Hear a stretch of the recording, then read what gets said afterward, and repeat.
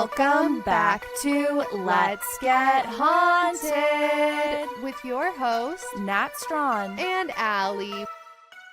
Welcome back, Haunties, to episode 220 of Let's Get Haunted. We are your hosts, Allie and Nat.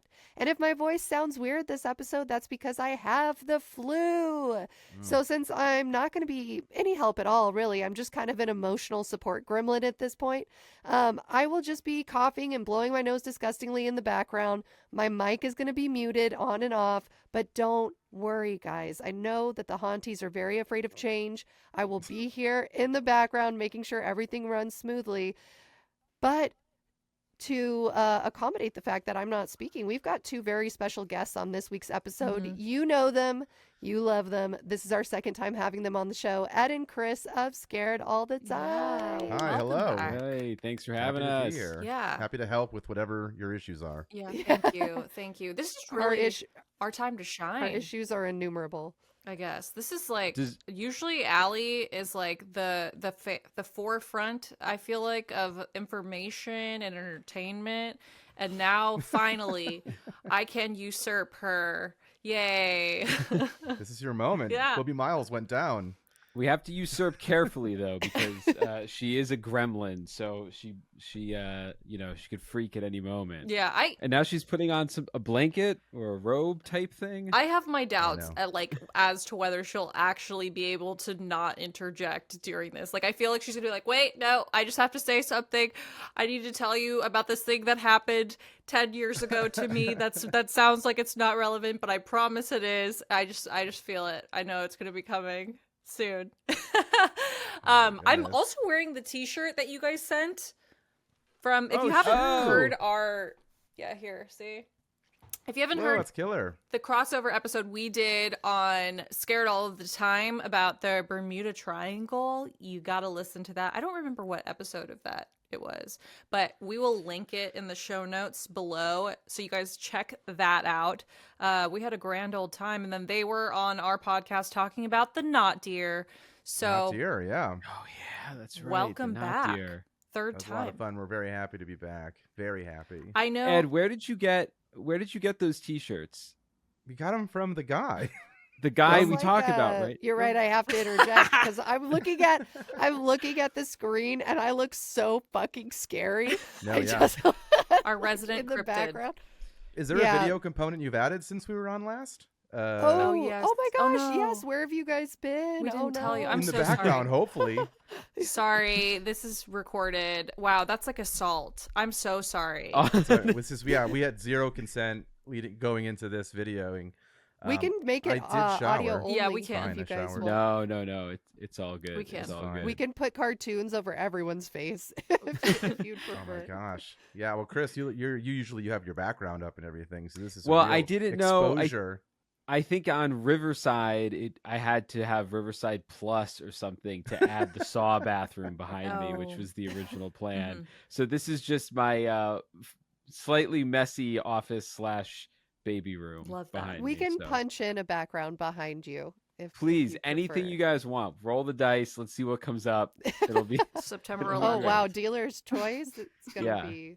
It's gonna be Um, crazy. All right, so Nat is running this episode, I hear. So what are you want to talk about? Well, so we start every episode with personal hauntings, and Yeah, see, I remember. Yeah, I feel like Shit. you guys are probably familiar with the concept. And so, just talking about haunted things that are going on in our personal lives. For anyone who has never heard our show before, you should know that, like I just said, we start every episode with personal hauntings, and then, I don't know, like 10, 15 minutes into the episode, we start talking about the actual topic at hand. So if it's your first time listening to us and you're like, don't care, I'm like over this already, you can open up the show notes. The very first sentence in all caps will tell you exactly the time point to get to the actual story. But also, that's not fun. Like, you're not fun. That's what I have to say to those people. You're not. Yeah, that's So- true. We deal gotta with that stick in our around. show all the time too. Oh, so. yeah, well, personal hauntings, part of just having a podcast, I feel like, is personal hauntings every day. But do you guys have any personal hauntings you would like to share, whether individually or as a synchronized group? Oh shoot! I mean, Chris, I don't you think probably have Ed- a million baby things. Well, yeah. I mean, God, yeah, where to start? Well, here's sort of a literal and I guess metaphorical personal haunting with the baby stuff. Felix, my son, is going on 12 weeks old, and he's a little bit more aware of everything. And the past couple times I've been changing him, he's probably just looking up at the ceiling, but I get the eerie feeling that he's looking over my shoulder at somebody standing behind me. And I'm starting to get the creepy kid syndrome working its way into my life. Oh no. Mm-hmm. So I don't love if he is that. seeing anyone standing behind me, I hope it's I'm gonna say it's my dead grandfather, who I love very much, and not the Hat Man. Okay, good. My personal haunting is it's very fresh. It was like a week or two ago. About a part of the year, my cousin stays with me here, and vice versa. I spend part of my year on the East Coast. He spends part of his year in LA, and this is a crossover moment. And so he was staying in upstairs in a room, and I haven't played video games in so long, guys, because the pod takes all this time, and Chris and I are doing stuff outside of the podcast and work things. And I was like, I'm gonna play some video games. He's going up. I'm gonna take this time. And I was sitting there, and I tried to be polite. I had it quietly in the living room, and I just hear like a blood curdling scream from upstairs, like it broke the silence of the just trying to be quiet. And I was like, what the fuck was that? So I texted, because it's also not a great neighborhood, so it could have been outside. It really felt inside though. So I texted. I didn't go up and investigate. I just texted, and I was like, yo. Then another text, yo. Then a third text, yo, was that you? And then a fourth text, I'm serious, was that you? And it was just no response. And so I muted the game, and I just sat there. And then you can hit a button on the PlayStation, and it'll record your last like 30 seconds or a minute or whatever. So I hit that button, and then I watched it to make sure it wasn't a scream in the game. All of this to not walk 30 paces to check on him. And I eventually get a text. Then the door opens upstairs, and I hear him walking, and I'm like, yo, bro, is that you? No response. So then I'm like, are you a demon? Like, I literally said it. And then I texted, are you a demon? And because he has to say it. It's like a cop. Right. If you ask if they're a cop. And then he leaves the bathroom, goes back in his room. And then like 5 minutes later, I get a text being like, yeah, what's up? And I was like, did you scream? He's like, I did just wake up from a nightmare. I don't know if I screamed. So it was definitely him. He screamed. He was having a nightmare. Yeah. But I've never heard anyone just fucking scream so loud in their dreams. Okay, two So- things. Ed- First Go question: ahead. is it true that a cop has to tell you if it's a cop? I don't know. Yeah. I don't know. I know that from TV. Yeah, me too. So I hope so. Okay, It seems like they should have to tell you. I feel like it's only fair. because it's entrapment, I guess, if they don't tell you. That's what I'm gonna say. And then second thing is, okay, this is scary, guys. This is trigger warning. Did you guys hear about the murders that took place? Like, it was like some college girls or something in their house, and like their two roommates, or one of the roommates, I can't remember if it was two or one, got murdered while the other ones were sleeping in the house. Like, someone came in, murdered them, and then the girls woke up in the morning and were like texting the other roommate, was like, what's up? Like, wake up. And then they went in their room and found out that they were murdered. Wow. Jesus. No, I I feel did not like hear about this. If that happened to Ed, he'd just be upset that no one answered his texts. No, that's not. But I will say that the way our stairs work, his room is first, so he's definitely getting that. Right. And then Wait, there's a person to kill before he gets to my room. Wait, guys. Rewind 30 seconds. This is my comment.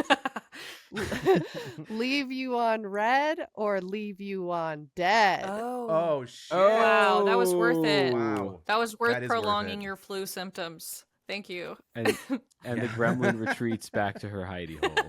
That's a great. There's that movie coming out called Drop or whatever about the person who like airdrops. I don't know, something to that woman. You guys know what I'm talking about? No. Threats, yeah. Yeah, this person's like airdropping, and they don't know who the number's coming from. They're like airdropping threats to this woman who's on a date, and they're like, "Don't tell your fucking date, like whatever. I'm gonna kill your kids." Anyway, if that movie's getting made, I think like left them undead or whatever should be made as well. Yeah. That's what I'm Wow. getting at. One time, Nat and I were at a alien convention, Mm. and Okay. the BET convention was happening in the same building. Yes. And so there was just a lot of like strange people wearing like, tinfoil on their heads, literally. Nat and I were two of them. And somebody made direct eye contact with me and airdropped a photo of, it was like a drawing of a naked Aladdin where his puffy pants were just balls. like big, like the big I've actually seen this photo. pantaloons. Yeah. Yeah. Yeah. It didn't seem I've- very threatening. And at the time. it did feel like something inside of me died at that moment. So in a way, that is a murder.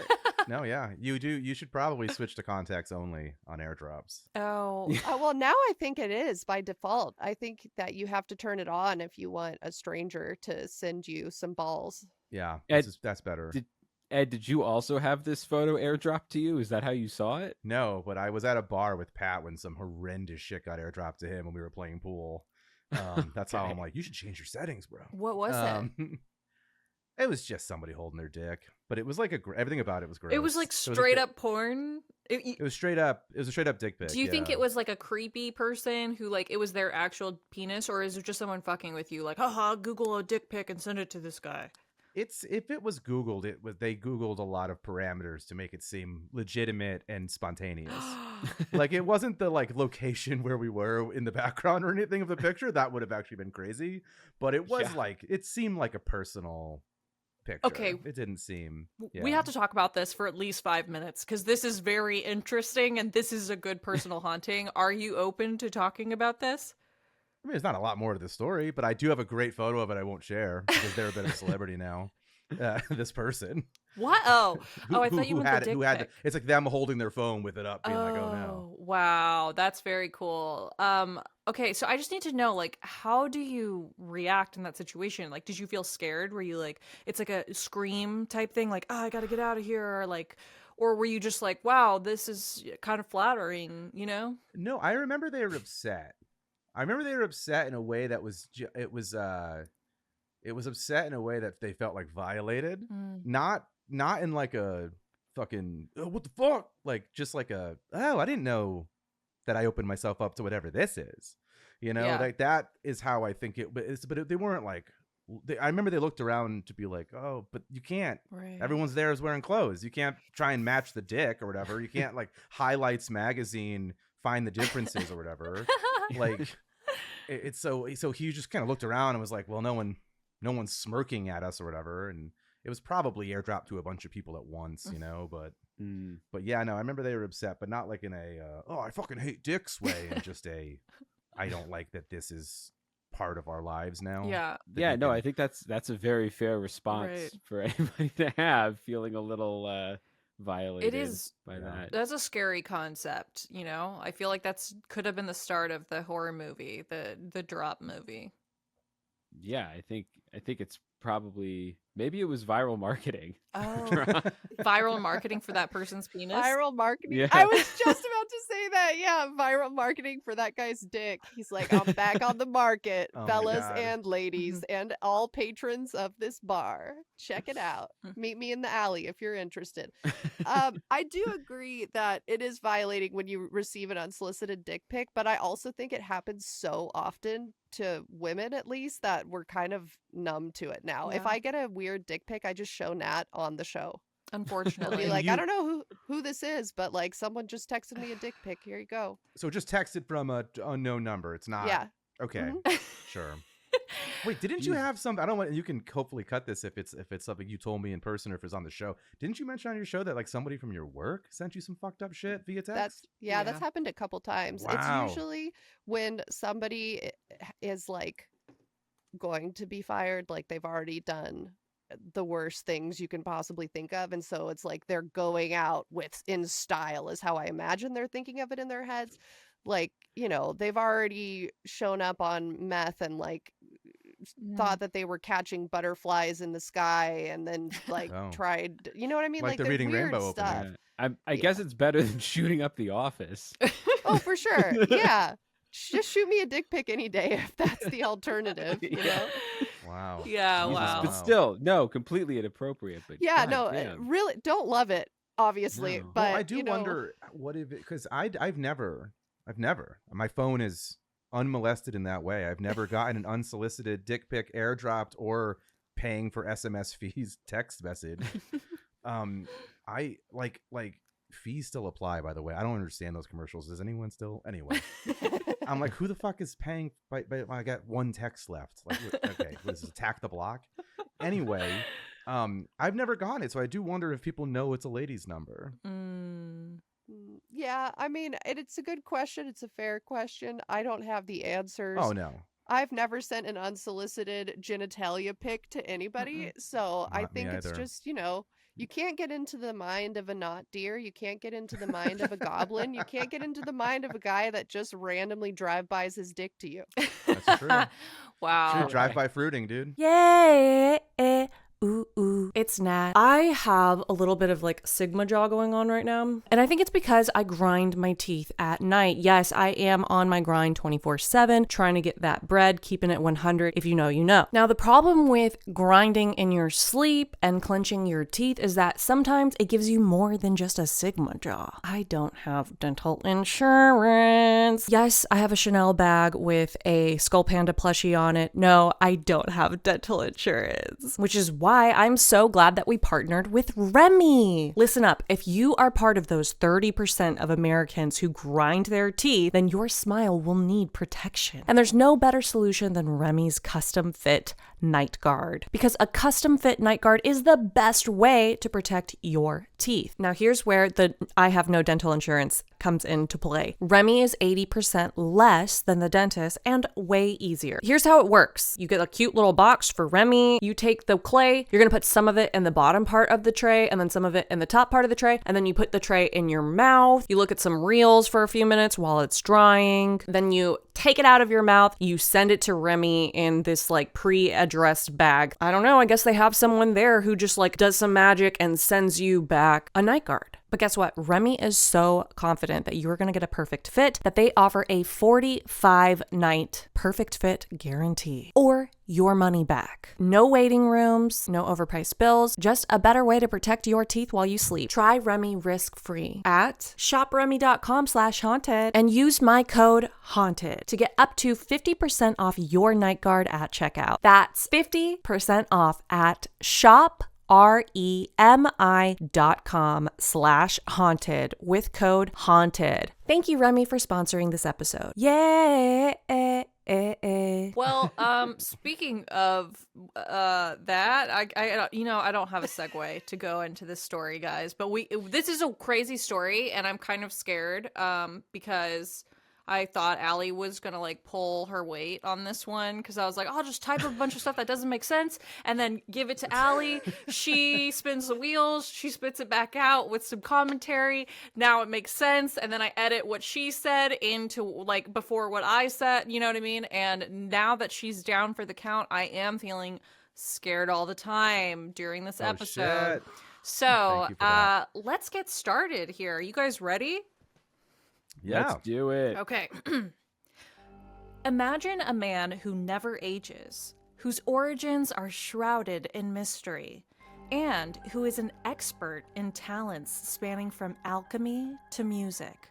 But he cannot reveal his identity.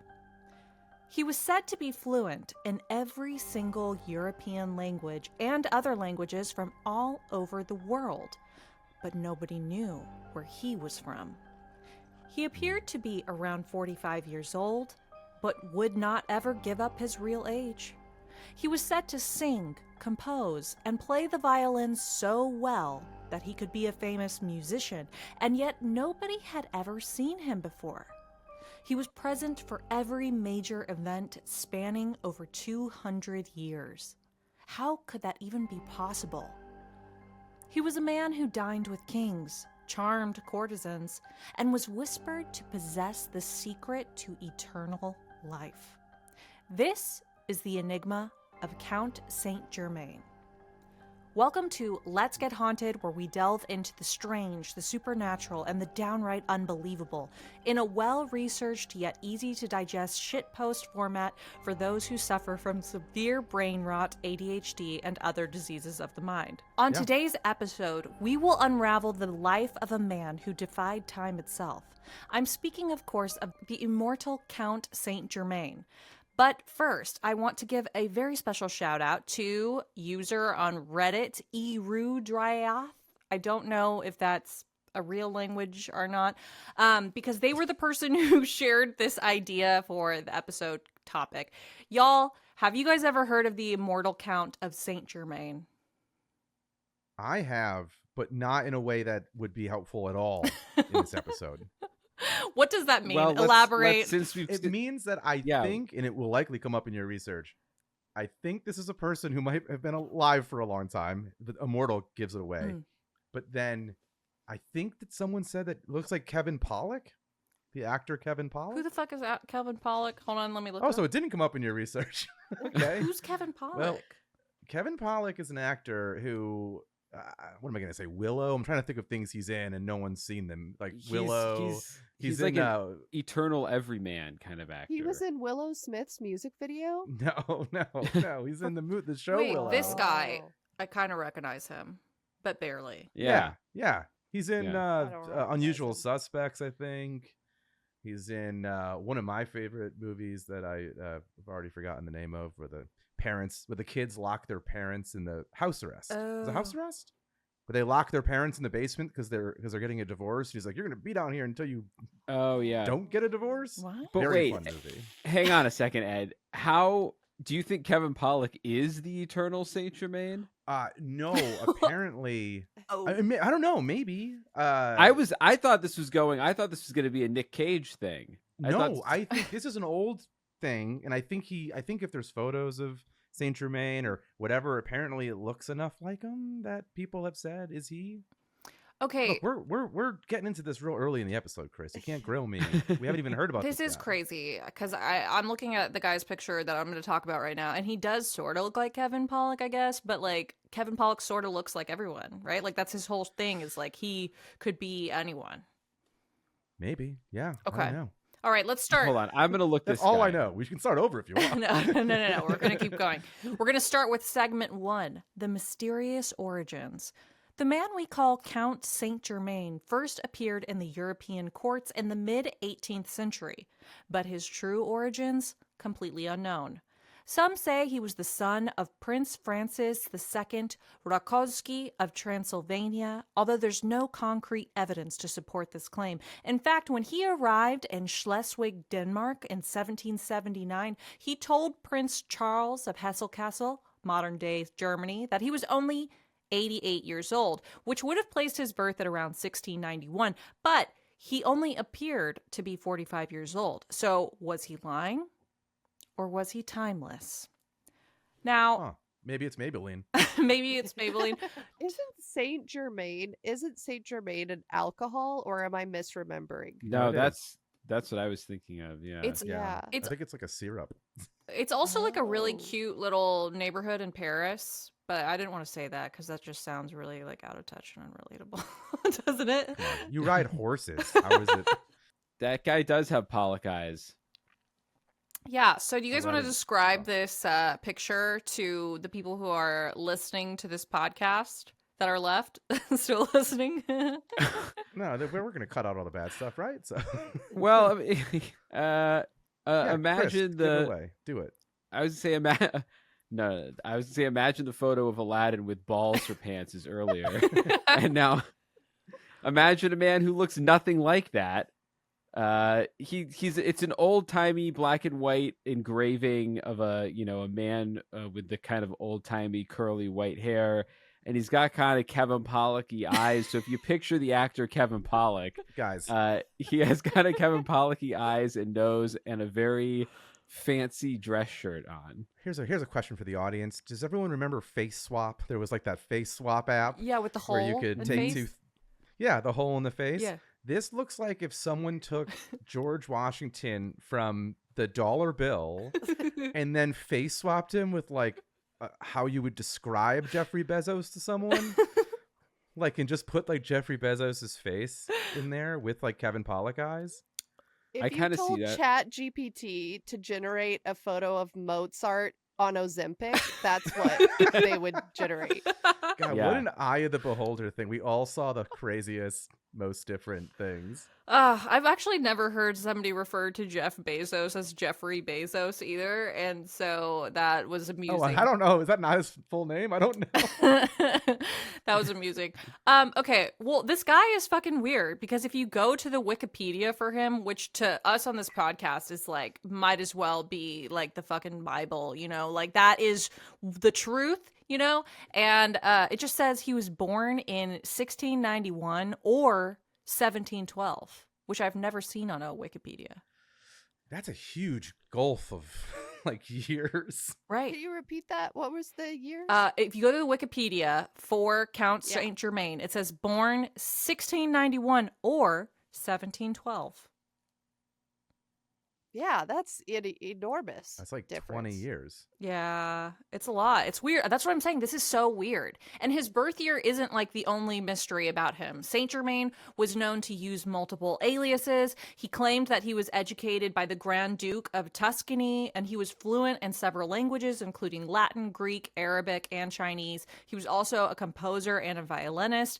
But the most intriguing thing that people say about him is he seemed like he didn't age. I want to paint this picture for you guys. Like, this guy was alive in a time when we were using corn on the cob to wipe our ass, and he could speak like every language on the planet, it seemed like. And he could like compose music and do violin. I don't know if like everyone was making music back then. Maybe it was like SoundCloud. Like, it's just like anyone can put out violin, like concertos. I don't know, but it seems like it would be hard. I was gonna say this just kind of sounds like a try-hard Tinder profile. A guy who's like, I was born maybe 10 years ago or maybe 20 years ago, and I can play violin and I speak 17 languages, and I think he might have, maybe he just posted up for the local women, like he nailed his ad to the side of a building and they were like, this guy's incredible. Oh my God. Also, Yeah, he's have we immortal. considered that he was just a liar? I mean, I have considered it, but there's like multiple people back up and say like, oh no, I spoke to him in all these different languages. Like, we have so many eyewitnesses from like people who are actually legit, like people who were in court, right? So it'll be like the Duchess of Mongolia was visiting and she said she remembered him and he played a perfect game of chess with her and then taught her how to age her skin backwards. Like, this guy was fucking crazy. Okay, so do you, Ed, Chris, or Allie, any one of you, feel free to answer. Do you guys know what was happening in the late 1600s in England? I imagine someone was getting beheaded. Yeah, lots of people were getting beheaded. So, like, to kind of paint this picture of this guy and the time that he was in, because in order for us to like understand some of the theories, we really need to understand what was going on politically in the late 1600s. So buckle up, everybody. Here is some information I got from Google, and now I'm going to tell it to you as if I know what any of it means. So, the king, James II, was Catholic, but most of the powerful people in England at this time were Protestant, and they weren't like super stoked that this guy was like Catholic and he was the English king. I don't know why, they just didn't like it. So what did they do? We didn't have a Catholic president until Kennedy. Is that true? Just saying. Yeah, he was the first Catholic president. And there were like op-eds that were like, are you going to vote for the papist? Because the thought was that the Pope was going to control the United States through Kennedy. People were like, Really? People treated Catholics like witches up until the 1960s. Yeah, which is why I bring it up, because it was a bit unusual then, maybe too. I mean, I just don't understand, because to me, like, Catholic isn't that much different than the rest of the Christians. All the Christians really seem the same to me, except for they like decorate their church differently, right? Well, Catholics have a bunch of weird shit, like didn't the confession. English church split because King, I forget which king it was, but he wanted to get divorced. Henry I think VIII? was kind of the thing. He I just could kill those broads. I don't think he got divorced. Didn't No, he like there was- create? create like a New England. I know what you're talking about, vaguely. I smoked a lot of weed in high school, to be honest, so the details are kind of vague, but I know what you're talking about. There was a guy, he wanted to get married, but like he couldn't get married without like breaking off like and creating his own new Church of England or something like that, right? Yeah, and I'm pretty sure the Church of England is kind of what became Protestants, and Catholics went off their own way. I think that's kind of the family tree there. Okay, Chris. Okay, that's guys, why- I have the answer. Never fear. Oh boy, the Gremlin's back. I've crawled out of my Wikipedia hole, and it's King Henry VIII. I knew it. You are correct, Natalia. Oh, wow. In England, Protestant reform began with King Henry VIII in 1534. He wanted to get a divorce, but the Pope would not let him, so he created his own church called the Church of England. Oh my God. God. I actually am kind of smart. Like, wow. Let's I get seem like the dumbest history. person on here now. Henry VIII was so messy. Like, I remember learning about him, and maybe that's perhaps why I learned so much about him and retained it, because he was like so crazy and chaotic. And did you guys know that he fell off of a horse and then had like this super bad injury that he never recovered from? So he became like morbidly obese and was really angry and started losing his mind. And people think that it was like due to this injury he was just living with. Like, he couldn't walk anymore. He had like sepsis or something. I don't know. Did you guys know that? No. I did not know that, no, but I can imagine a man that cranky wanting to get divorced. Yeah. Sounds No, like. I don't know. I don't know if he was like, she never lets me horse ride. Let's get rid of her.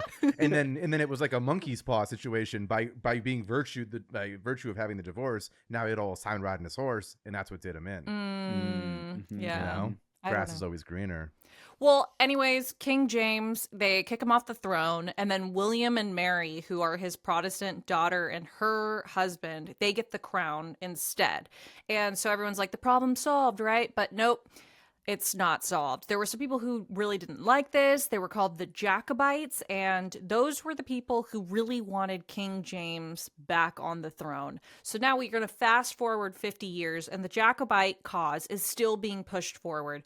They're also being backed by the French monarchy at this time, and the Jacobites weren't just like some random people like protesting in the street. They had like real influence and power, and because they were backed by the French monarchy as well, there was tons of spies like in the area.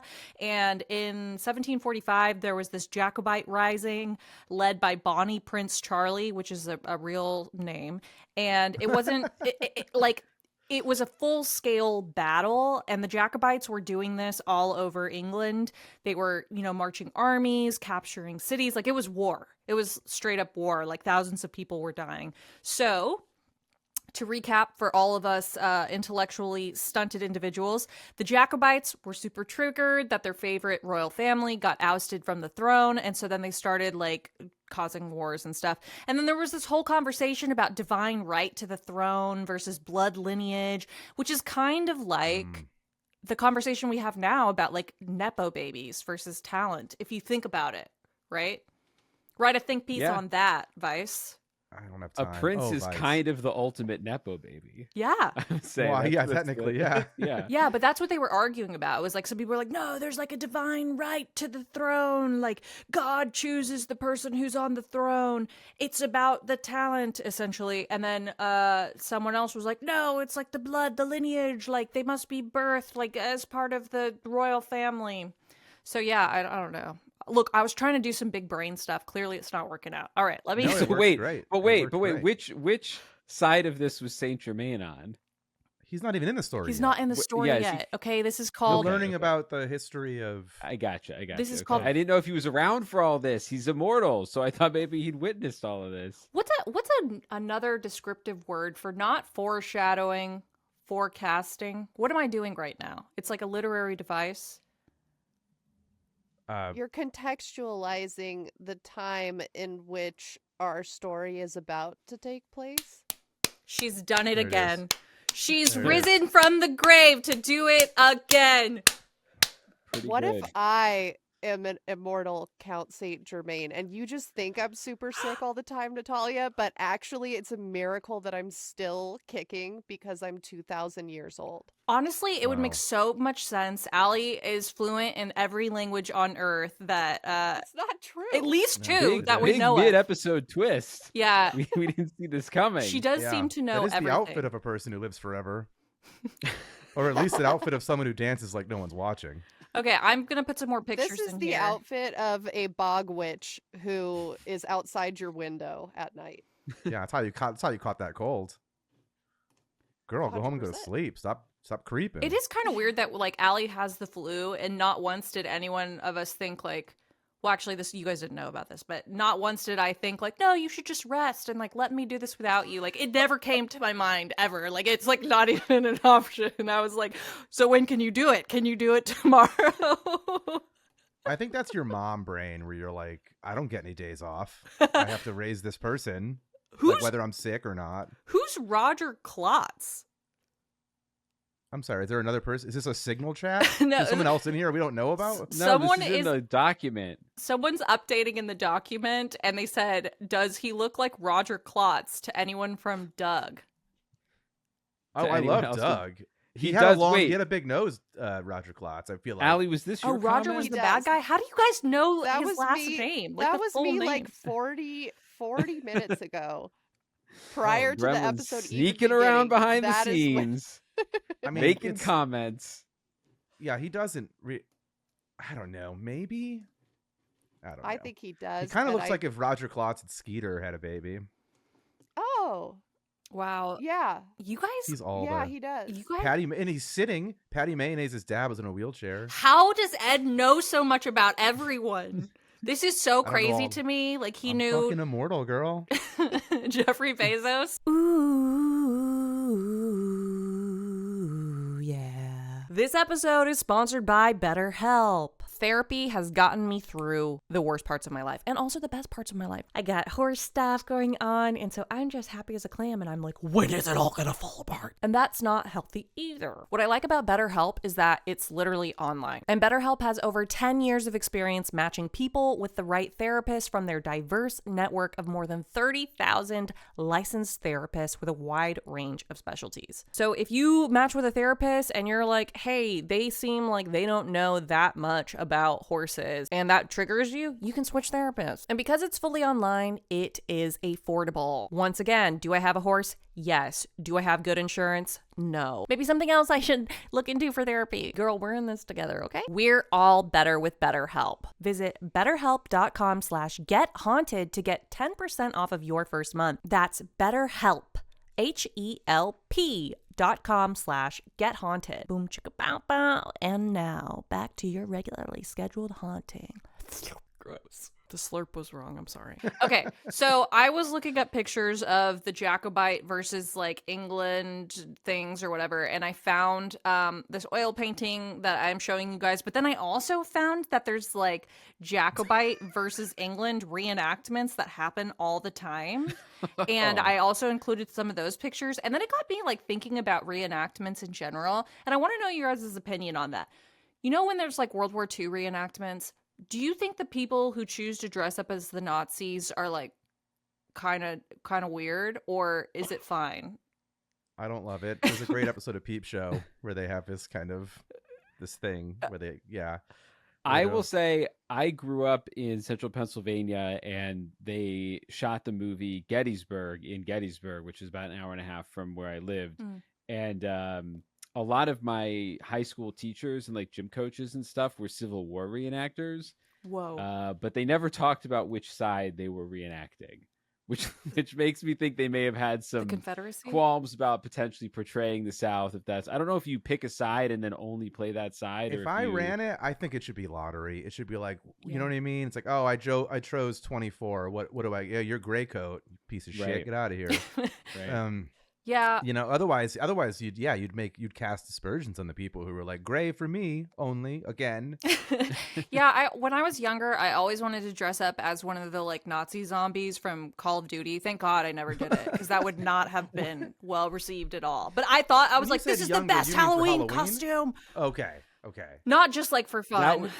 Okay. Yeah. Yeah, you're so lucky because somebody would have that picture and you'd wake up and there'd be like, you wouldn't believe what Nat from Let's Get Haunted thinks is a good Halloween costume No, on like page 6. There's like this giant ray gun too, because like in my like haunted, like pre-internet, pre like whatever education brain, I thought like, oh, people might like think the Nazi thing is kind of weird. So what I'll do is I'll like have like the gun, like one of those like ray guns that you get from the box, you know, the really big one that was like you shoot and like 50 of the zombies fall down. I was like, I'll carry that, and so then people will know that I'm a Call of Duty zombie. I thought about this for a long time, and so But the zombies don't have the gun. I know, it doesn't make sense, and that's And the another zombies reason are the I'm glad. Nazis. You'd have to dress up as a Nazi zombie. Was it just me trying to dress up as a Nazi, like subconsciously? I mean, I don't know if you guys have a BetterHelp sponsor or not, but it sounds like maybe You that's are a discussion for part them. German, Natalia. So How those do things you to know consider. that? She knows everything. Fucking The Allie scrolls. and Ed, between the two of them. She did. Jeez Louise. Allie did have like a relative that like discovered the Dead Sea Scrolls or something, and I would not be surprised if it was her that planted them true. there. Was like, I Oh. put them here for my relative to find. discovered the Dead Sea Scrolls. Your relative true. which relative? Like an aunt and uncle? It Indiana was Jones. so the Dead Sea Scrolls. I guess this is my understanding of the scrolls. I am not a scrollologian, Scrawler. theologian of scrolls. A scrawler. A scrawler. I'm not a scrawler, but my understanding is there's lots of different pieces of the Dead Sea Scrolls that have been found over time, and maybe I'm totally wrong, but my grandpa, who I never met because he died super young, he did discover the Dead Sea Scrolls. And my mom, so they were found in Palestine. My mom went to college in Palestine. And because he would always like go back all the time to do like archaeological shit. That's so cool. Wow. That sounds like That's really something cool. someone who's trying to hide their identity would say about their family too. Like if it was really just shout you. shout out Beers 8 University, I believe the only or first university that women could attend Oh wow. in Palestine. Yeah. Okay, that second part made it weirdly less impressive. Because I thought it was like the first one ever. I'm like, holy shit! And then, My mom is also 5,000 years old. Oh no, I've given up my true identity. About to say, No. like, wow, they attended something. So yeah, you definitely outed yourself in a big way. Okay, so I thought the Dead Sea Scroll thing was going to be like on Antique Roadshow, but this was like a real archaeological dig. No, it was real. It's on tour legit. right now at the Reagan Library, and a bunch of my extended family flew in to go look at it. And then my mom was like, you have to come. And so I was like, okay. And then we went and we walked around a dark room looking at scrolls. very cool. That sounds way better than Do you- anything my family does together. Do you think your grandfather gave them all of the Dead Sea Scrolls, or do you think he kept like a secret prophecy or something that might be like hidden? Oh. Okay, so I do have the answer to this, and it's going to be controversial, I'm sure. Times were different. So back in the day, if you were on an archaeological dig and you got permission from the country that the articles were found in to like do whatever you want with it, sometimes the people who found them would be able to keep like a small piece because a lot of the scrolls were like broken up into tons of different fragments. So he did have a fragment that he kept. He was doing his work through one of the Claremont colleges. I forget which one. And so he did have a piece of the scroll. When he died, this is like, oh, this is inside baseball, guys. When he died, someone tried to fucking steal it out of his office at the university. Whoa. And then my grandma, who I also didn't really know because she also died super young, she went in there and was like cleaning out stuff. And she was like, where is his piece of the scroll? Because he kept it there for safekeeping. That way, like people in the archaeology department could come look at it or whatever. And the guy was like, oh, I didn't realize you wanted it. Because I guess someone told her like that guy went in and was going through your husband's stuff. And he was like, oh, I didn't know that you wanted it. Are you sure you want it? And she was like, yeah, I'm sure I would like all of his items. Like, please give them to me. And then she Including ended the up priceless including- one. including the piece of the scroll, and then she donated it to a museum after that. Wow. But she was like, "You're not just gonna like take a piece of the scroll and sell it on the black market. Real Like that Roger doesn't make Klotz any move. sense." Yeah, This right. is a real klotz move. You I had mean, to I, Klotz I, move. the last thing is I know we have an episode to do, but you said they both died young. Is there a correlation where people didn't want them to have the scroll, or the scroll haunted them? Conspiracy. Wow. You know, who is to say, as we often say on this show, it could Well, have been. It could have been. We'll a come on curse. for the exploration episode on that. Okay, so the Jacobites were like a real threat, is my point. They had even seized Edinburgh, so England was like capturing and executing all these Jacobite spies everywhere they could. And that's where Count of Saint Germain comes in. Because in 1745, the man we know as the Count of Saint Germain was arrested in a London coffee shop on suspicion of espionage. Now, while this man was in custody, he yapped and yapped and yapped and yapped. I don't know why he did this, but he admitted to being fluent in multiple languages. He talked in all these different languages to different people, and he had all this crazy knowledge of historical events. Like, he talked about like things in the past from the first person perspective, like things he shouldn't have been allowed.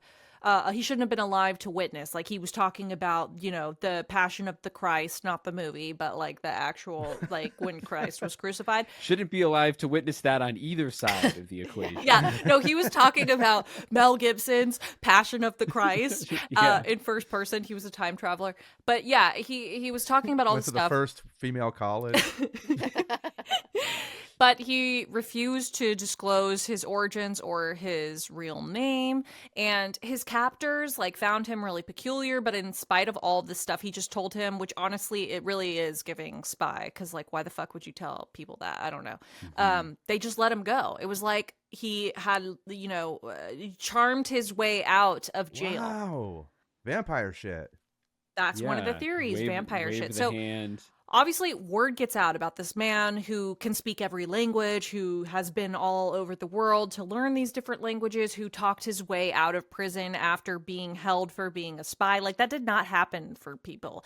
And so people were really interested in him, and it might have not been dissimilar to how I felt about David Blaine when I first saw him walk on water on YouTube. You know what I'm talking about? Like early YouTube, guys. It was early YouTube. Let me paint the picture for you Gen Zers who don't understand. We didn't know that you could lie on YouTube. Like, we thought for sure this was like the second coming of Christ. David Blaine would like do street magic, and now I know it's magic. probably all fake. Like, the people he was doing the magic with were in on it, but back then we didn't know. We were like, oh my god, there were strangers on the street and he did this magic and there was no way like he could have known or made that you know what I'm talking about? He was very I impressive. feel like Nat watched the Blair Witch Project and called the police. Well, do you remember early YouTube? Mikey Day used to have the David Blaine sketches. Yes. No, Ali well, talks like- about him One all where- the time. The Cheez-Its? Yes. The Cheez-Its! Cheez-Its! Cheez-Its! That's literally okay. Sorry, I got too excited. I need to calm down so I can get well soon. But basically, yeah, we just talked about the Cheez-Its and Yeah. the pissing out Cheez-Its. Love it. Love Yeah. it. Okay, moving on. Okay, moving on. So let me see. That was a break that I had not. Okay, wait. Okay, anyways, the Prince of Wales heard about this David Blaine of 1745, and so he sent for the Count, and he just had to know more. But by the time he sent for him, the Count of Saint Germain was gone. He had vanished from all of England, but not before he left behind a trail of intrigue. Now, have you guys heard of something called the Wandering Jew? Yes, that's a plant. It Yeah. is a plant, which I didn't know, a but plant with a name that I'm like, "Eeh." that's Yeah, thank God I was able to come up with it's a plant.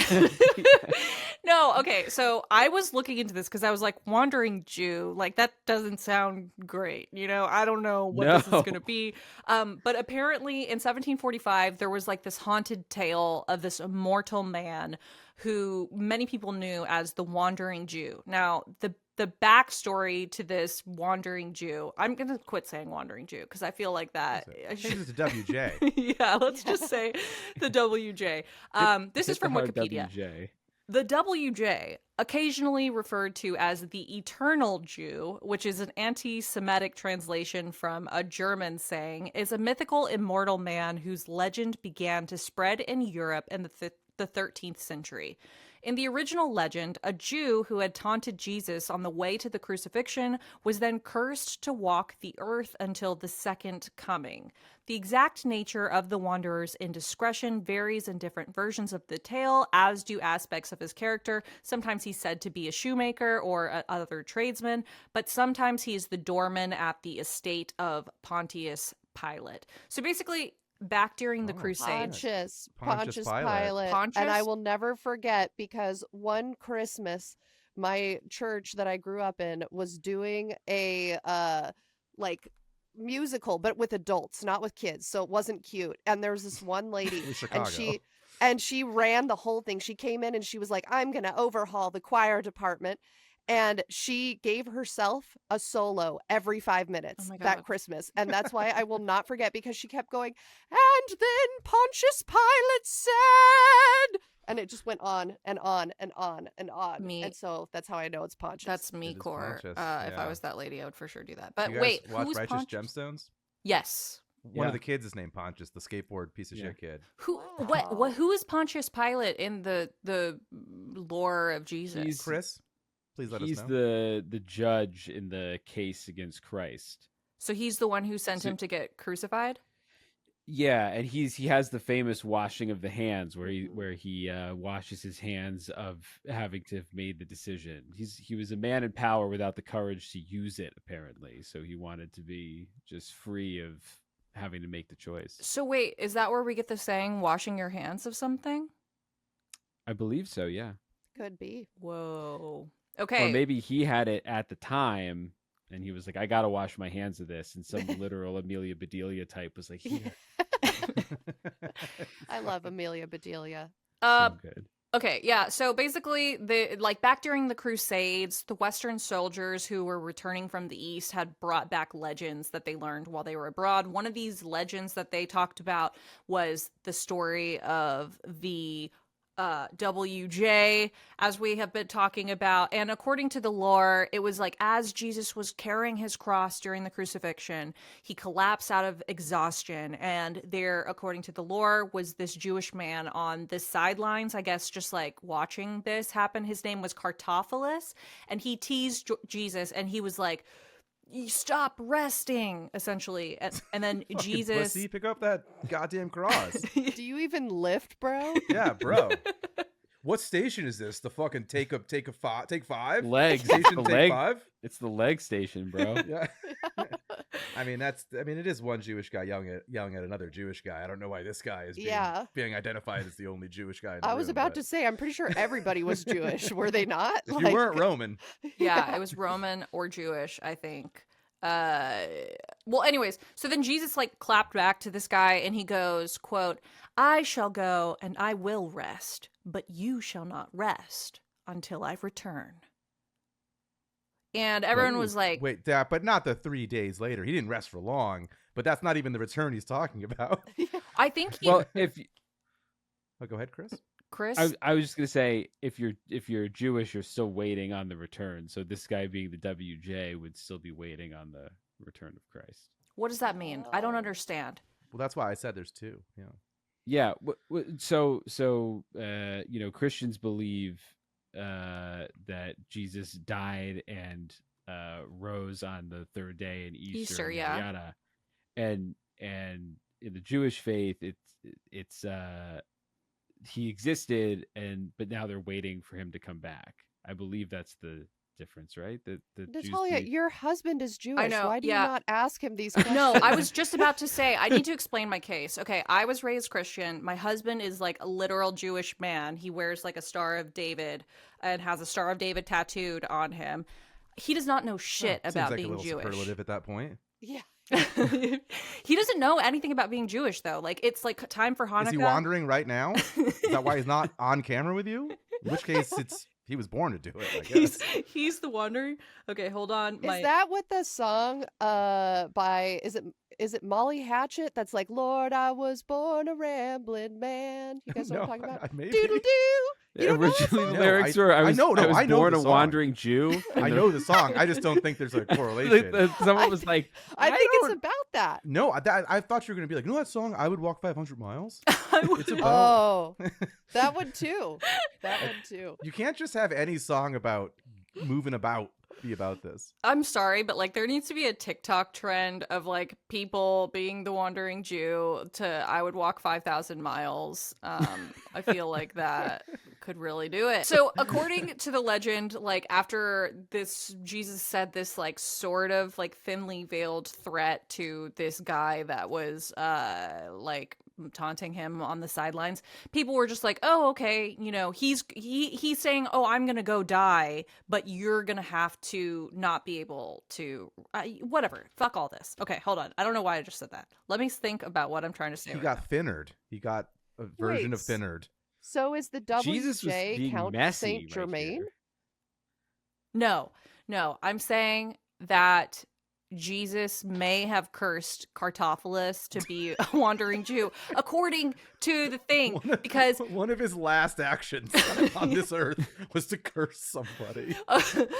well, so what happened is As he's dying for everybody's sins, and he's like, I don't care what you did. I don't care if you were a sex worker, a tax collector, whatever But this else. asshole right here, he's got it coming.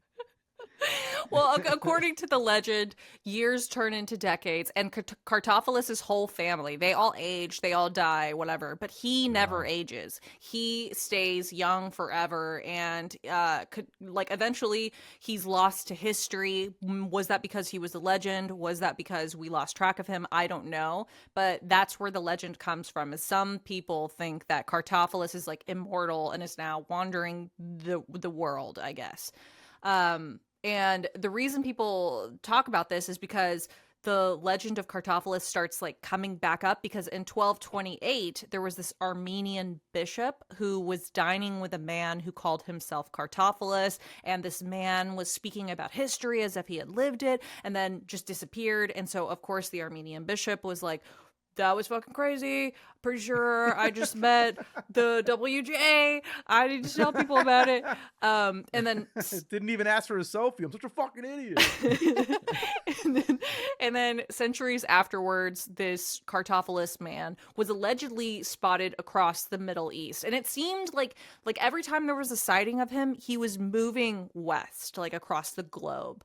And finally, one of these stories about him comes up, and it's in Europe. So people are like, okay, he's moving west. And so when this, like, you know, stranger shows up in Paris, very elegant, very well read, very well spoken, with all of this knowledge, who looks to be so young that it's like, how did you acquire all of this knowledge? Like, he was so wise and was so good at conversation. Like, people called him a conversationalist, that people would assume he would be much older than he was, but he only looked 45.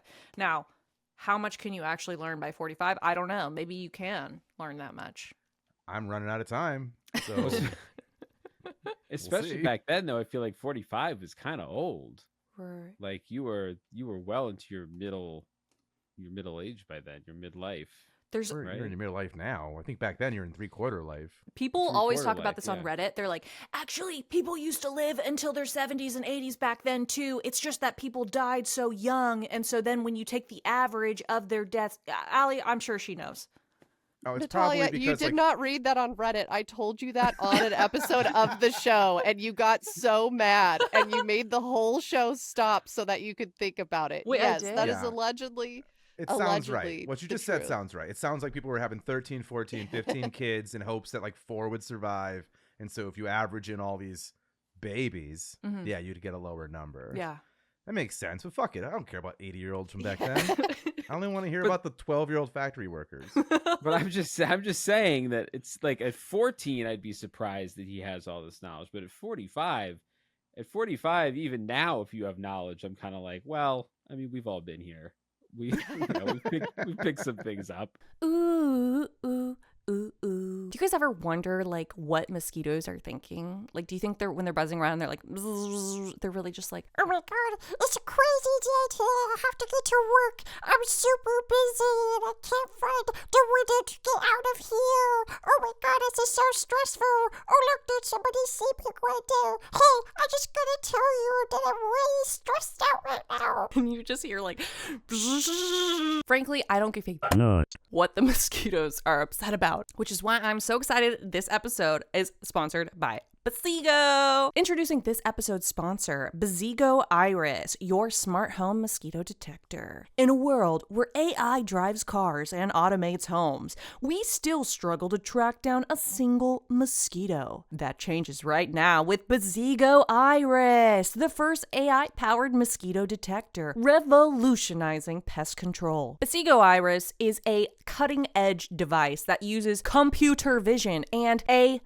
to detect, track, and pinpoint mosquitoes in real time. No more guessing, no more swatting at thin air, just a simple, precise way to finally take control of your space. Okay, so basically you put this thing in your room. Even if you don't know there's a mosquito, the machine knows there's a mosquito. And then once the mosquito lands, BZIGO uses an eye-safe laser to pinpoint its exact location. And then you come out of there like a cat, you see the laser on the wall, and you BZIGO has night vision detection, so it works in total darkness. It's chemical free. It's eco-friendly defense, so you don't have to spray up your room with seed oil-based sprays. Oh my god, I wish I had this when I went to Southeast Asia and I was like backpacking and staying in these hostels. Stop losing sleep over mosquitoes. Take back your nights with BZIGO. Go to BZIGO.com/discount/LGH and save 10% off. That's BZIGO.com/discount/LGH and use the code LGH to get 10% off. Say goodbye to itchy bites and sleepless nights. Thank you, BZIGO, for sponsoring this episode.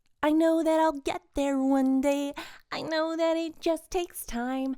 And every step I'm taking forward, I'm leaving the past behind. That was an original tune for you. All right, back to your regularly scheduled haunting. When this guy shows up to Paris, he like immediately joins the Parisian high society because everyone notices him immediately. First of all, he was wearing a bunch of diamonds. He had like diamonds on his buckles. He had diamonds on his shoes. Damn, dude. Yeah, I know. He was like Lil styling. Wayne. He was a gifted pianist, he was a violinist, he was a singer, he was an elite conversationalist, and he wasn't just, I should mention, he wasn't just a great singer in English, he was also a great singer in French, Spanish, Italian, Russian, Dutch, German, Portuguese. Fuck, dude. Had those Swahili bars. People said he had no detectable accent in any of these languages. So those were the languages that he was fluent in. Now, the languages that he could speak conversationally in were Polish, Chinese, Arabic, ancient Greek, Latin, and Sanskrit. And who can even speak Sanskrit? Who's asking for Sanskrit? Yeah, like 5,000-year-old dead language. Yeah, You're not running into anybody. It's basically just used to decipher like ancient texts and like have religious ceremony. So the fact that he could speak it was like a huge flex, and yeah, essentially. Yeah, only if you're in like some sort of Indiana Jones puzzle, though. Like, I don't see how that comes up at any point where you're like, oh, Jehovah starts with a Y or whatever. Like, well, he could schmooze all these people. So basically, he like talked his way into Parisian high society, right? Like, he showed up in this place, a total nobody. Nobody had ever heard of this guy, and all of a sudden, he's able to like talk his way into the Parisian court and like talk with all these famous people. Like, he was friends with Voltaire. He was friends with Casanova. He like was a big deal. He was friends with the king, and he just kind of came. Well, it sounds like he turned on the charm again. He used the charm, like the vampire style charm, where it's like, you know, these aren't the droids you're looking for to get into these parties. Like, this is my invitation. Mm-hmm. Yeah. Well, because I don't even know. I wish we had like video of this guy because he sounds very, very interesting. I love not Jesus, not any other world defining moment in history, but I wish I had video of this guy like being cool at a party. Honestly, I love this kind of stuff. Like, you know, the movie with Leonardo DiCaprio where he just like charms his way like across the world or whatever. Great Gatsby. Catch Me If You Can. Oh yeah.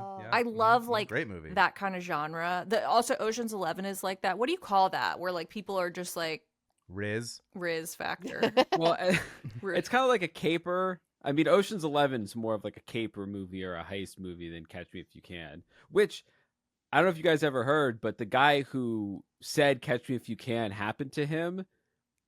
People have since What do you mean I think happened fairly to him? recently- You mean Frank It's not a true Abagnale story? Jr.? He made it all up. That's so Apparently he Catch made Me it all If up. You Can of him, though. Which is yes, it's very Catch Me If You Can coded. That's exactly what he'd do. It's perfect. Are you talking about Frank Wow. Abagnale Jr.? Yeah, I'm pretty sure somebody called him a fraud recently. But he did Yeah. work in the FBI because he I worked. don't. I worked literally with my just half dad's remembering friend. a headline, What? but I'm Yeah. I'm pretty sure. Yeah, he Yeah, worked the in same FBI department. hired him. Yeah, with him, like in like the check fraud, like bank section of the FBI. So I know he exists. I know he was real. I mean, it wasn't his whole shtick like he was a fraud. Like he was a fraud of Yeah. like every profession. Yeah, This is a And guy now he who may have needs- been a I fraud would about love being to a offend fraud. his friend, Mhm. just to be like someone he was close enough with that every day is like, you will not believe what happened today. Like I keep saying, I don't even work here, and you're like, just give me the keys to the fucking kingdom. Like the idea of someone who just like doesn't even try. He's not even trying to put one over. That just keeps happening. Mhm. Is such a fun character. Well, the Count of Saint Germain, people were talking to him, and he would just like go into crazy firsthand accounts of what it was like to see and speak with Henry VIII and Nero and Cleopatra and Jesus Christ. Like they would be like, you know, having a prayer, like Jesus God. this guy thank sounds you. like an Assassin's Creed character. Yes, like world's most interesting man, Assassin's Creed. Yeah. Yeah. But so some people were skeptical when he was saying this stuff. Like they were like, okay, you know, this is clearly like just a guy that's like on meth or something. And An Ed Vicola type was there. How about guy trying to big time me? mhm. Get the fuck out of here. yeah, You didn't yeah, know he's Jesus. he's stealing the spotlight essentially. And Yeah. but then Yeah. people would grill him. They would be like, "Oh, okay, so you know Sanskrit? Like, let's have a conversation in Sanskrit." And then he would be able to do it. Or, "Oh, you knew this person? Like, tell me all the historical details. I have an expert here." And they would check him, and he always knew what he was talking about. Like, no one was ever able to catch him in a lie, apparently. But is that just because they didn't have Wikipedia? But Wikipedia doesn't even know when this guy was born. So it's like he tricked Wikipedia as well. You know? It's true. It's true. There's a huge gap. There's some big holes in the Wikipedia page. That's true. He claimed that his youthful appearance was actually because he had discovered the Philosopher's Stone and the Elixir of Life, aka the Fountain of Youth. Sure. Mhm. Okay, so here is a quote from Voltaire of him. He said, "He's the man who knows everything and never dies." Saint Germain's alchemical. Saint Germain's Sounds right. alchemical skills were also legendary. He was said to have perfected a technique for amplifying jewels. Like he could take a jewel that wasn't perfect, like it had like scratches or it had like little things in it. I don't know what you call them, like the little imperfections. Yeah. And he would take it and then use alchemy on it to like make it a perfect stone. Or he could take two diamonds and like mush them together and make a bigger diamond. And A real David Blaine type. Yeah. that's what I'm saying. That's what I'm saying. That's also why it goes everywhere dripping in diamonds. Like he's got belts covered in diamonds. He needs them for his street magician shit. Yeah. And then His sleight of hand. so that was like for, I guess, like making like people who were interested in the gemstones. He could do that. He can multiply gold. I mean, like alchemy, right? But he could also prescribe recipes for people to lose wrinkles on their face and like dye their hair. Like he's like, "Oh, I can make you young again. Like put this oil on your hair and it'll dye it," like effectively getting rid of your gray hairs or whatever. Which I guess was technology they didn't have back then. And then like he would make them facial like ointments and stuff that would get rid of their wrinkles. God, I want it. What did he just go around with one of those like large like steamer trunks that like snake oil salesmen would have? They'd like clink and like undo these leather straps and be like, "I got shit to make your hair brown. Got some shit to make your wrinkles go away." I love What do you that need? visual. I was gonna say he kind of sounds like old timey Queer Eye. That he's just like, "You've got- honey, you have too many wrinkles and those grays have gotta go." It's just like, Let me Make it do look for you nice. what I did for Cleopatra. yeah. Yeah. So people weren't 100% convinced. After all, it was unbelievable, right? Like it had to be a trick because even today, like if someone was saying, "Oh, I can take 2 diamonds and turn them into a bigger diamond, just give me your diamonds," you'll be like, "I'm definitely not going to give this dude my diamonds," right?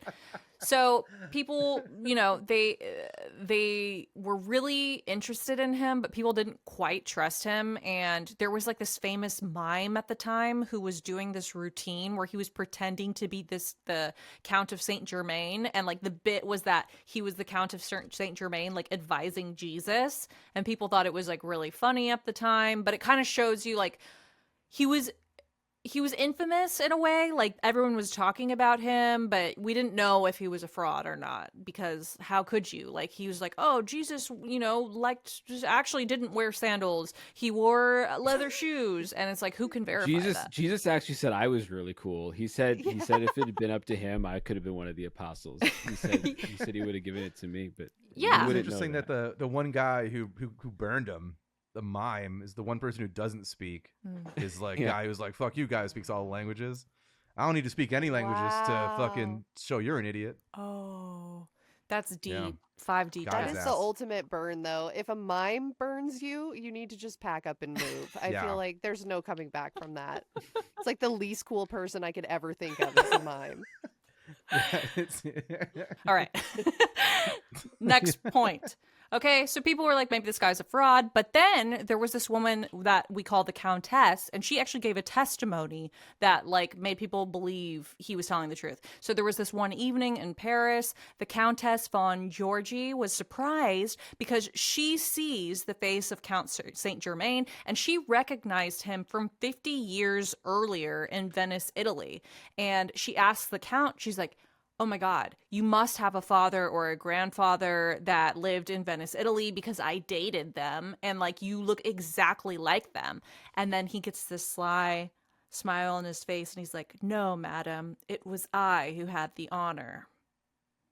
Oh, shit. And the Countess couldn't believe it because he looked exactly the same as he had looked when they were dating back 50 years ago. But she was like, you better this... hope she has some discernible moles or fucking birthmarks that he can confirm this with. So he did. He talked about how exactly they had met, and he talked about like the first time that they had met each other. And she was like, "This is insane because this would make him over 100 years old from when I met him. And he literally still looks the same." And then everyone was like, "Okay, well, that's super awkward because like clearly they fucked, right?" And now they're like, I mean, that's weird, right? What does that mean? Like, It just means that some people get old and some people don't. yeah. Now, is this a case of she had severe dementia? Because back in the day, Nat and I were in the same sorority, and one of our tasks we had to do in the sorority was go to the old folks' home and entertain the elderly for community service Yeah. points. I don't know why they had us do this, but it was fine. It was Entertain fine. how? Entertain the idea that you guys might have fucked 100 years ago? Or like entertain them like juggling? Well, I'm getting to That's that. how No, this it was podcast mostly like started. playing checkers, to be honest with you, or Sure. like sitting there and being like, "So, what was it like when President Carter was in office?" You know, stuff like that. But You're there feeling it were again. It's stagflation. yeah, but there were older people that would be like, "Oh my God, you look so much like my little sister or my daughter before she passed," or whatever, you know, because they're like, their minds are going and they mean Mhm. well, and they like understand that you have the general shape of a human, and you like, you know, you have hair and such. And so they're like, "Wow, you look exactly like my wife," or "You look exactly like this and that." Do we think that that's what was going on here with this countess? I think And they just ran with it. yeah, it depends on who started it. If she had leading questions like, "Do you remember when we went to the park?" and he was like, "Yeah, I remember that," then yeah. But if he was like, "I remember taking you to the park," and she didn't say shit, then it's legit. You're right. Yeah, then it's And different. what if she was just like trying to pretend like that he was part of her body count because it like made her look cool too? If you think about it. Well, yeah. If he Like, was, I hey, if you had am a fucking cool... this guy that speaks all these languages and can turn diamonds into bigger diamonds and is like a concert pianist, violinist, and is an expert conversationalist. And like we dated back in the day. I'm not interested now, but like everyone else within a 5-mile radius, write that down. I dated that guy. Put that Well, in my history. Right. Right? do we know if he's hot? Do we know if he's? Well, we know he's not hot. We've seen a fucking picture of him. He looks like Jeffrey Bezos. But hot was like subjective back then. I really think Like, people. are you alive? Do you That's have true. a job? You're hot. If you were Frank Abagnale Jr. back in the day, back in this time period, I feel like Saint Germain was almost like a prefab scam you could try to run on people. If it was like a myth, like a popular legend, and you were like kind of a con artist, I mean, people weren't comparing notes back then Oh. between, we didn't start catching serial killers until like 10 years ago when the cops started sharing information. So like back then, nobody was going to be like, oh, are you really the real Saint Germain? You could just have a working knowledge Oh. of Saint Germain lore, and maybe it's a lot of different guys. Also, I think Playing. until like genuinely less than 100 years ago, you can just show up places with like a letter that introduces you that just says like, oh, this is from some magnate in Germany that Mm. says that I'm a duchess. Yeah. Is there a Dutch? There's Duchess for sure. That can be like, oh, I'm a duchess and I'm here for parties. Here's my letter that Right. says I am. And you'd be like, tight. Yeah, and by the time they So- figured it out, you would be gone. Like they're like, okay, be I'm gone. gonna send a horse to go find out if that's true, because I actually am friends with the magnate in Germany. And then by the time, Yeah. By the time that letter comes back, they've already taken all your diamonds, added them to their belt. Put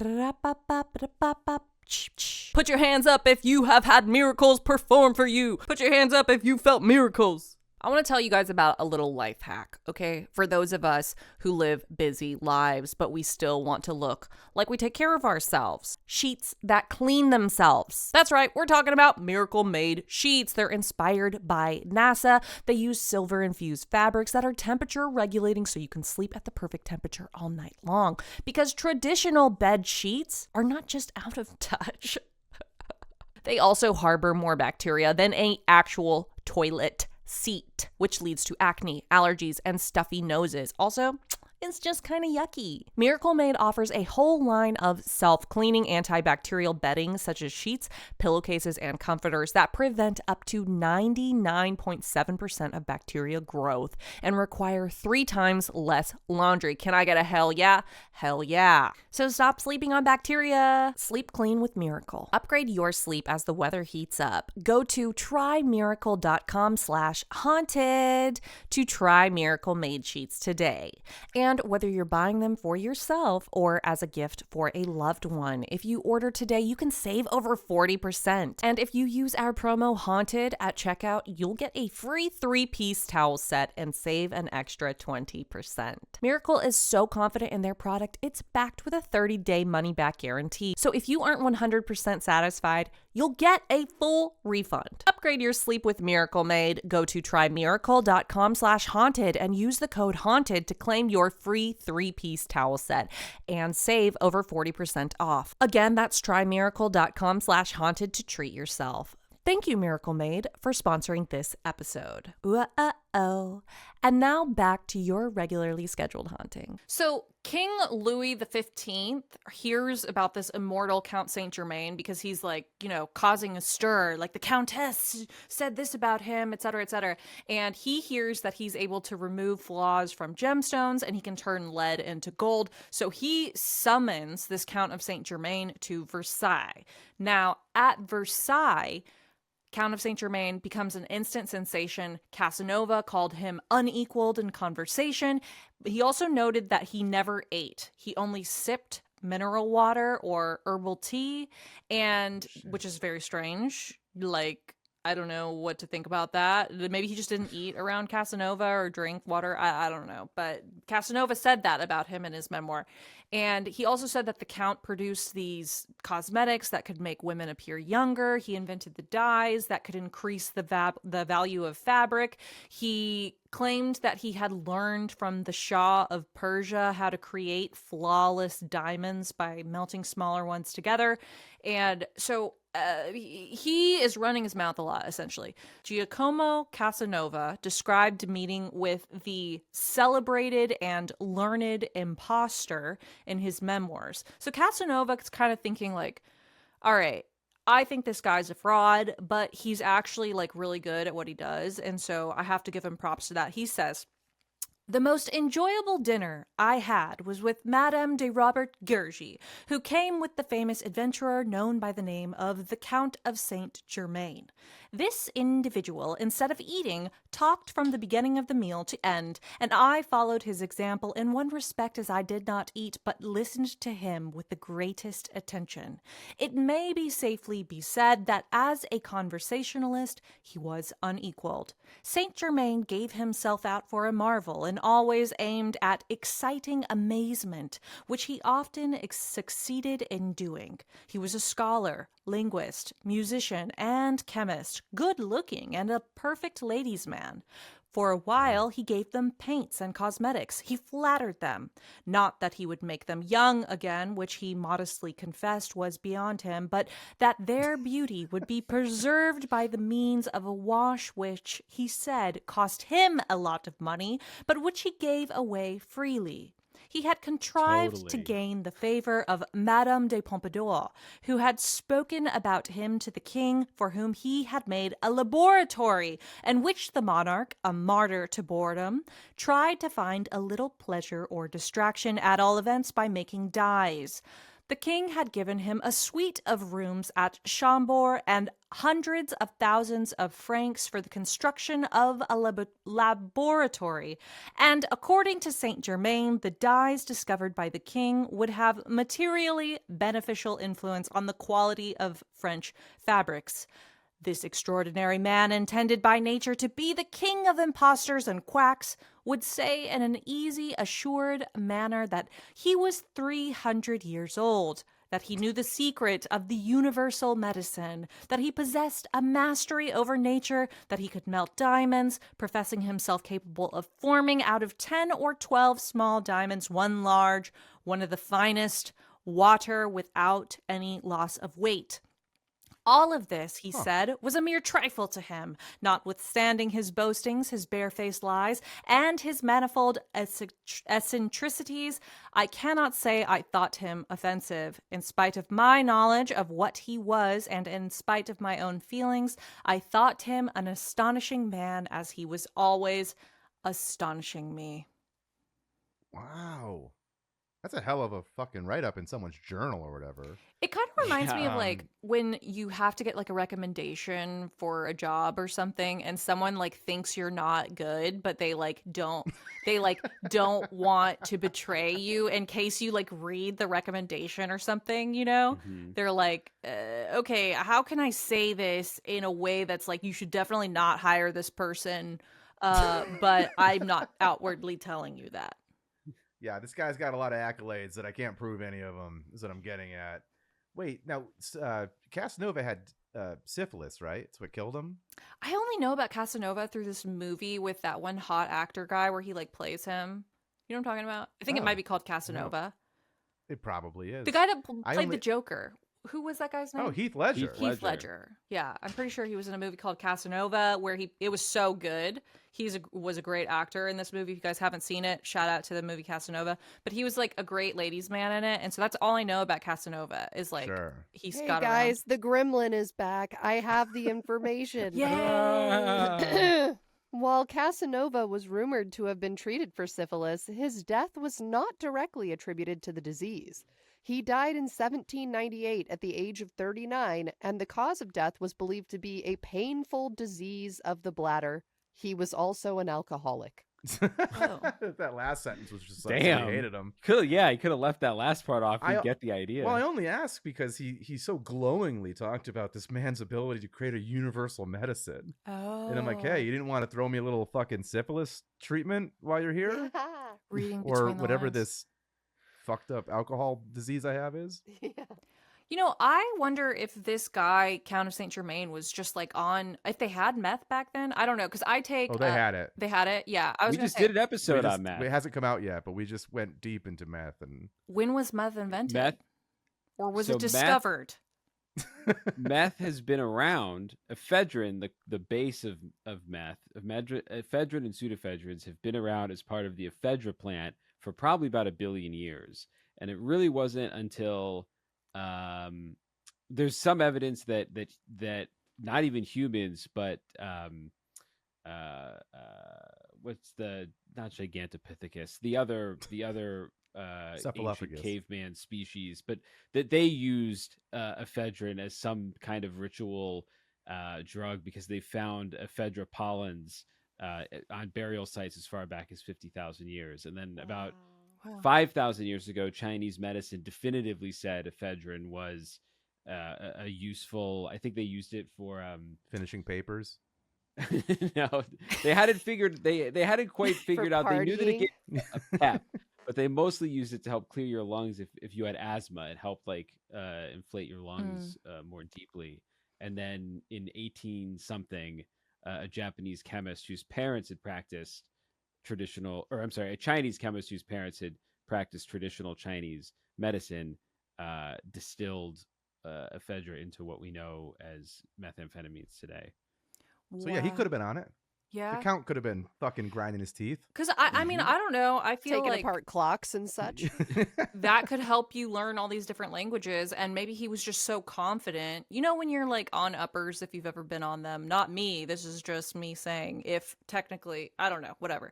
Point is, you feel like so confident. But I also feel like you like unlock part of the universe. Like you do have like access to like secret Yeah, information. you get Matrix powers. You can kind of Well, see the it's funny you code. mentioned the Matrix because that's why I've been thinking about that the whole fucking time Nat's been talking. The- Where I'm like, because I'm like, oh, maybe he's a vampire, maybe he's a time Ed's traveler. just thinking about the movie The Matrix Always. the whole time. Always. No, I'm just saying, like, because it's like Neo's so it's cool. Not, it's not like he He even is. has stuff other than being like, oh, I hung out with Jesus, I watched him put a curse on that guy. Like, other than that, it is weird that he just seems to know shit on command. Where it's like, oh, you need me to know Sanskrit? Fucking upload me with Sanskrit. You need me to fucking know about dyes? Upload me with fucking dyes. Yeah. So that's why I've been thinking about it. Yeah, or maybe he was like one of the original what do you call the people who like write the simulation? Allie The knows. architects? Devs. The devs. Oh, what? What's all this extra shit? The What's all that? developers. That's not from the Here's Matrix. my theory. You want to hear my theory on Saint Germain? I think, and this because this kind of came up at the very beginning.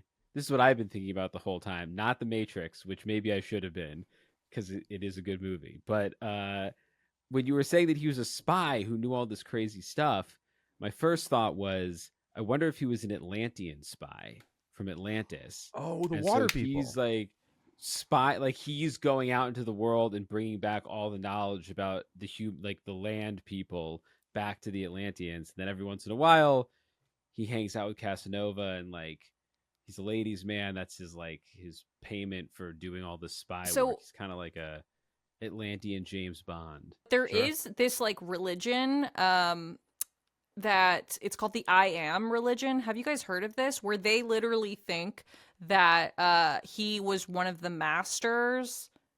You guys know what I'm talking about? No, like masterclass? It's just crazy. Did I write this down or did I just remember this? Hold on, in my Could have been a head. dream you had. There's like a cult. It's still alive today. It's like a huge religion, and they believe that there's like some spiritual beings who are like from the Atlantean times or whatever, like exactly what Chris Oh. was The saying. Atlantic Times. The Atlanteans Okay. or whatever. They think that there were some of them who survived and they have like supernatural powers, and they believe that the Count of Saint Germain was one of them, and they call them the Masters. Oh, shit. Okay. Okay, So- cool. Yeah, we don't know I was anything right. about that. This is news. No. Yeah, it's called the I This is Am news. religion, or I don't even know if you would call it a religion, like a belief system, but it's still around today, and people still like believe in it, which is crazy. Okay. All right. We should Yeah. probably all join. Yeah. I might believe hell it. Yeah, I yeah. would say I might believe in it now. I just came Yeah. up with that idea on my own. So if two people came up with the idea, it's probably It's gotta be. It's, Maybe- worth it's- looking into. You're one You're of a the source. masters, Chris. Wow. think the we master have a would have better master. internet. Uh, Yeah. Okay. My power crystals. They're good. They're running out of power. So the king decides to test the Count of Saint Germain. He gives him a flawed diamond that was only worth 6,000 francs at the time. And it had been rumored, like, if you would just fix this flaw, then it would be worth 10,000 francs. So he's like, all right, bet. He gives it to this Count of Saint Germain. And the Count of Saint Germain was said to have said, I've witnessed Christ turn water into wine. Diamonds are a mere trifle. Oh shit! I thought they were forever. I thought they were a girl's best friend. Oh my god, there are a number of things. So a month later, Everything but sheep. Am I right? you guys are Sorry, like we can't- grandparents. You can't bring this. Stop it. She's literally in like a babushka outfit right now. So I know. I think I kind of look like E.T. a little bit, I think. Oh yeah. You know when he's in Yeah. the blanket in Oh, the I'm basket aware. of the bicycle? I'm aware. Mhm. Have you That's guys a- Ryan, if the spirit moves you, please edit me into a bicycle basket. Thank you. have you That's guys a seen favorable comparison. the meme was the meme that's like, if me and my friends discovered ET, we definitely would have killed it with hammers. Yeah. No. That's amazing. Yeah. Okay, so that was so cute. There was a cat tail in Chris's. Yes, that's Gertie. That was very She's cute. Okay, about. so a month later, Saint Germain comes back and he has this diamond that was supposed to be like worth 10,000 francs if you could get rid of the flaws in it. And he brings it back and it is flawless now. And it's worth 9,600 francs. So he was able to pretty much increase the value of this diamond. And so then the king is like, okay, hell yeah, this is fucking awesome. He gives him a private lab at Versailles, and the Count of Saint Sick. Germain works and lives out of Versailles in this laboratory for years. And that's where he took off. People got to know him. They got to be dazzled by his RIZZ. They were like, there's so many other accounts that I can't put into this episode because there's just not enough time. You guys go down a rabbit hole learning about the Count of Saint Germain. He was very famous by all accounts. And I mean, everyone wrote about them in their memoirs and their diaries, et cetera, et cetera. And then he just vanished. One day, the king sends for him and he's just gone. That's it. Wow. Gone. Huh, Chris, is Versailles the place where we talked about that there was like an elevator to some guy's mistress? Was that Versailles? Where like we did an episode on elevator disasters. We had to go through the history of elevators. Oh my And God. one of these like French kings installed an elevator that just went to his mistress's room. Yeah, Like, it he doesn't go didn't anywhere want to take else. the stairs to his mistress's room, so he had like an elevator installed. In I don't remember if it was Versailles or where He that was Versailles was. seems like he a was place where they would saving do his that. stamina. This makes sense to me. Yeah. He had to preserve. Yeah, just drinking Gatorade on the way up and shit. Yeah. But I only think about it because I mean, listen, you got mistress elevators, you got a guy who's like fucking hot and cool, and you're like a jealous king, and it's like, oh, every time I take the elevator, it smells like sex, Oh. and fucking her hair's all fuck knotted, and I think he was in here, and so then he made him disappear. As I'm saying, like the jealous king Oh. maybe killed him at Versailles for boning all of his mistresses Oh, I see what first you or mean. something. I see what you mean. Or he could have gotten drunk and fallen in a river. I feel like so many people just get drunk and fall into rivers and then they're missing people. yeah. Actually, Anyone? I actually have heard that like people used to drown a lot more in old times because they were wearing so much more clothes that when they like fell in the river or like fell in water, even if it Oh. wasn't that deep, their clothes would get like so worn down because they had like real like wool and stuff on. Oh wow, that's how you get Wolverine. Petticoats, He's got adamantium skeleton. He's heavy as shit. Throw him in the water. bloomers. So he disappeared, but then, much like the WJ, he starts appearing all over the world. Throughout the 18th century, Saint Germain was supposedly said to have appeared across the globe. He was in India with Sir Robert Clive. He was at The Hague trying to broker peace between Prussia and Austria. He was Whoa. teaching hypnosis to Anton Mesmer in Germany, which, by the way, did you guys know the word mesmerize comes from this guy's name, Anton Mesmer? No, Yeah. I didn't know that. Me neither. I learned it Oof. on this That's fucking episode. rules. Sounds like a good comic book guy, comic book villain. Well, some people Purple think Man. some people think that hypnosis is actually how this guy like dazzled so many people and he was able to talk his way out of prison. They're like, maybe he didn't actually know all these languages. Maybe he didn't know any of the shit and he was just like hypnotizing people or mesmerizing Yeah, but them. he still came back with the better diamonds though. Like he still did the job. Mm-hmm. I would just like to say I'd love to have a friend that I could hand gems to and be like, I wish these gems were worth more money. And then like a month later, he'd come back and be like, they're worth so much more money now. I mean, And then we would all just take him at face you're value. wishing for like a crypto bro in your life. Well, that's he was like an early crypto bro. He It sounds like it. Yeah. Give me your stones. I'll make them worth more. They're worth so much more. He was also said to help Catherine the Great rise to power in Russia. He was in Holland attempting to end the 7 Years' War, and then he turned a pocket coin into gold for Casanova in France. And throughout this entire time, he always looked 45. He returned. Was this guy's name Waldo? I feel like this is the story of Where's Waldo. He's in India, and then he's in Australia at a cool beach. The story gets even crazier. So, Okay. Would you pick up 1 second? If you could be any age for the rest of your life, like look any age for the rest of your life, Not nobody 45. would pick 45. No way. Even the best looking, like there's some hot 45-year-olds out there, but they wouldn't even want to be 45 for the rest of their lives. I Like think that's Paul never Rudd the did age it. you pick. mhm. Yeah, Oh, that's Keanu. true. Paul Rudd's been 45 since he was That's true. 22. Mhm. Oh. Like you go back and watch like Wet Hot, and you're like, that's a 45-year-old man. But it does Wow, I'm gonna- like it does feel like it's not the ideal number that you'd pick. It feels like if the immortal guy had to choose, he got caught off guard. He was like Shit, I said it before. Fuck. 45, I guess. Fuck. But maybe Right, he's like, oh no, I can't say 4 or 14. It's got Yeah, to be yeah. 45. Yeah, but 45, I think people look 45 a bit. So you can like buys you a little You bit more also time. don't want to If be you're 14 22, for eternity. Yeah. I feel like yeah, you don't want to near dark it. You don't want to be 13 and let the right one in. And Yeah. I think 45 is good. It's like you can be Right. a parent, you can be a professor, Mhm. you can hold positions, you can be a CEO of a company, You can and rent a also you look car. kind of the same for longer then. When you you're know the 18, other age don't you look- could do that at though? 35. Which would be Yeah. a lot No, better I than don't know. 45. Yeah, but then 35, you got to talk to 35-year-olds. And like I can imagine True. right now, like talking to a Mm. 25-year-old is like you really feel the difference of where they are in your life. So maybe if he really is like 300 years old or whatever, he's like, I really don't want to talk to these like 20-year-olds or whatever. But 45, they're like 20 to him. Yeah. Also, know- 45-year-olds can choose to go out all night or stay in, and it's That's like true. that's something nice. You don't have to be out every night. It's a 23-year-old. Mm. When Nat and I were 25, we lived with a 35-year-old, and we didn't understand why he didn't like us. And then now, looking back, I'm like, well, It makes a lot of sense. So, yeah, he disappeared and everyone was talking about him. And then he kind of became like the WJ. Like people had like stories of him popping up and whatever.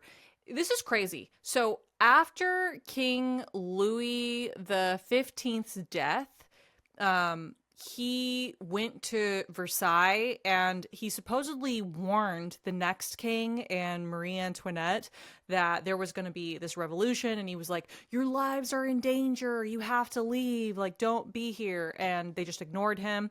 And obviously that didn't turn out great. Marie Antoinette later wrote in her memoirs that she wished she had taken him seriously and she like really regretted not listening to him. And then Allie's going to love this. In 1776, during the Oh, it's the signing birth of our nation. Yes, during the signing of the Declaration of Independence. Supposedly, like everyone was in the room and they were like drafting up the Declaration of the Independence and people were starting to sign it. And then like conversation broke out and people were like, no, this is just going to lead to war with England. Like, I'm not signing that. You know, this is bad. We need to be trying to broker peace and like figure this out. And then there's just like some dude that was standing in the back. No one knows who he was. He was wearing all black. He stands up and he gives this speech and he's like, we need to be courageous. We need to think of freedom for like our sons and daughters. And he gives this like amazing speech. And then supposedly John Hancock is like, fuck yeah, and comes over and like signs the Declaration of Independence like super big. And then everyone's all inspired by this dude that gave the speech, and they sign the Declaration of Independence. And then afterwards they go to thank this guy or like talk to him, and he's nowhere to be found. And it was in a locked room. There were guards in front of the door to get in and out, and the guy just like disappeared into thin air. So they don't know how he got in there. Nick Cage strikes again. And he appeared to be 45 years old. Nick Cage. Wow. So then Well, Nick's looking older than 45 now, though. Yeah, that's true. he looks insane. He looks like he lost his goddamn mind, guys. I don't know what you're talking about. Yeah. There is an internet rumor that Nick Cage is immortal, because there's old like Civil War photos and stuff that he looks like. You can go look up paintings and whatnot that all look like Nicolas Cage. There's also that baseball player who looks just like him. What? Yes, I saw that. That guy, so that player got interviewed and he acknowledged, like, yeah, I do look like Nick Cage. He really does. Like a never certain seen this era, guy. he looks like a Con Air era Nick Cage, big time. I believe it. Long hair? He's got long hair, yeah. I need to look that up. Yeah, He might be a Count. You guys are trying to distract me right now, really hard. No, okay. No. No. I will way. not stray. One second. In 1779, he lived with Prince Charles of Germany. He spent the next 5 years as a guest in that castle. And then the Count of Saint Germain supposedly died of pneumonia while he was living with Prince Charles in Germany.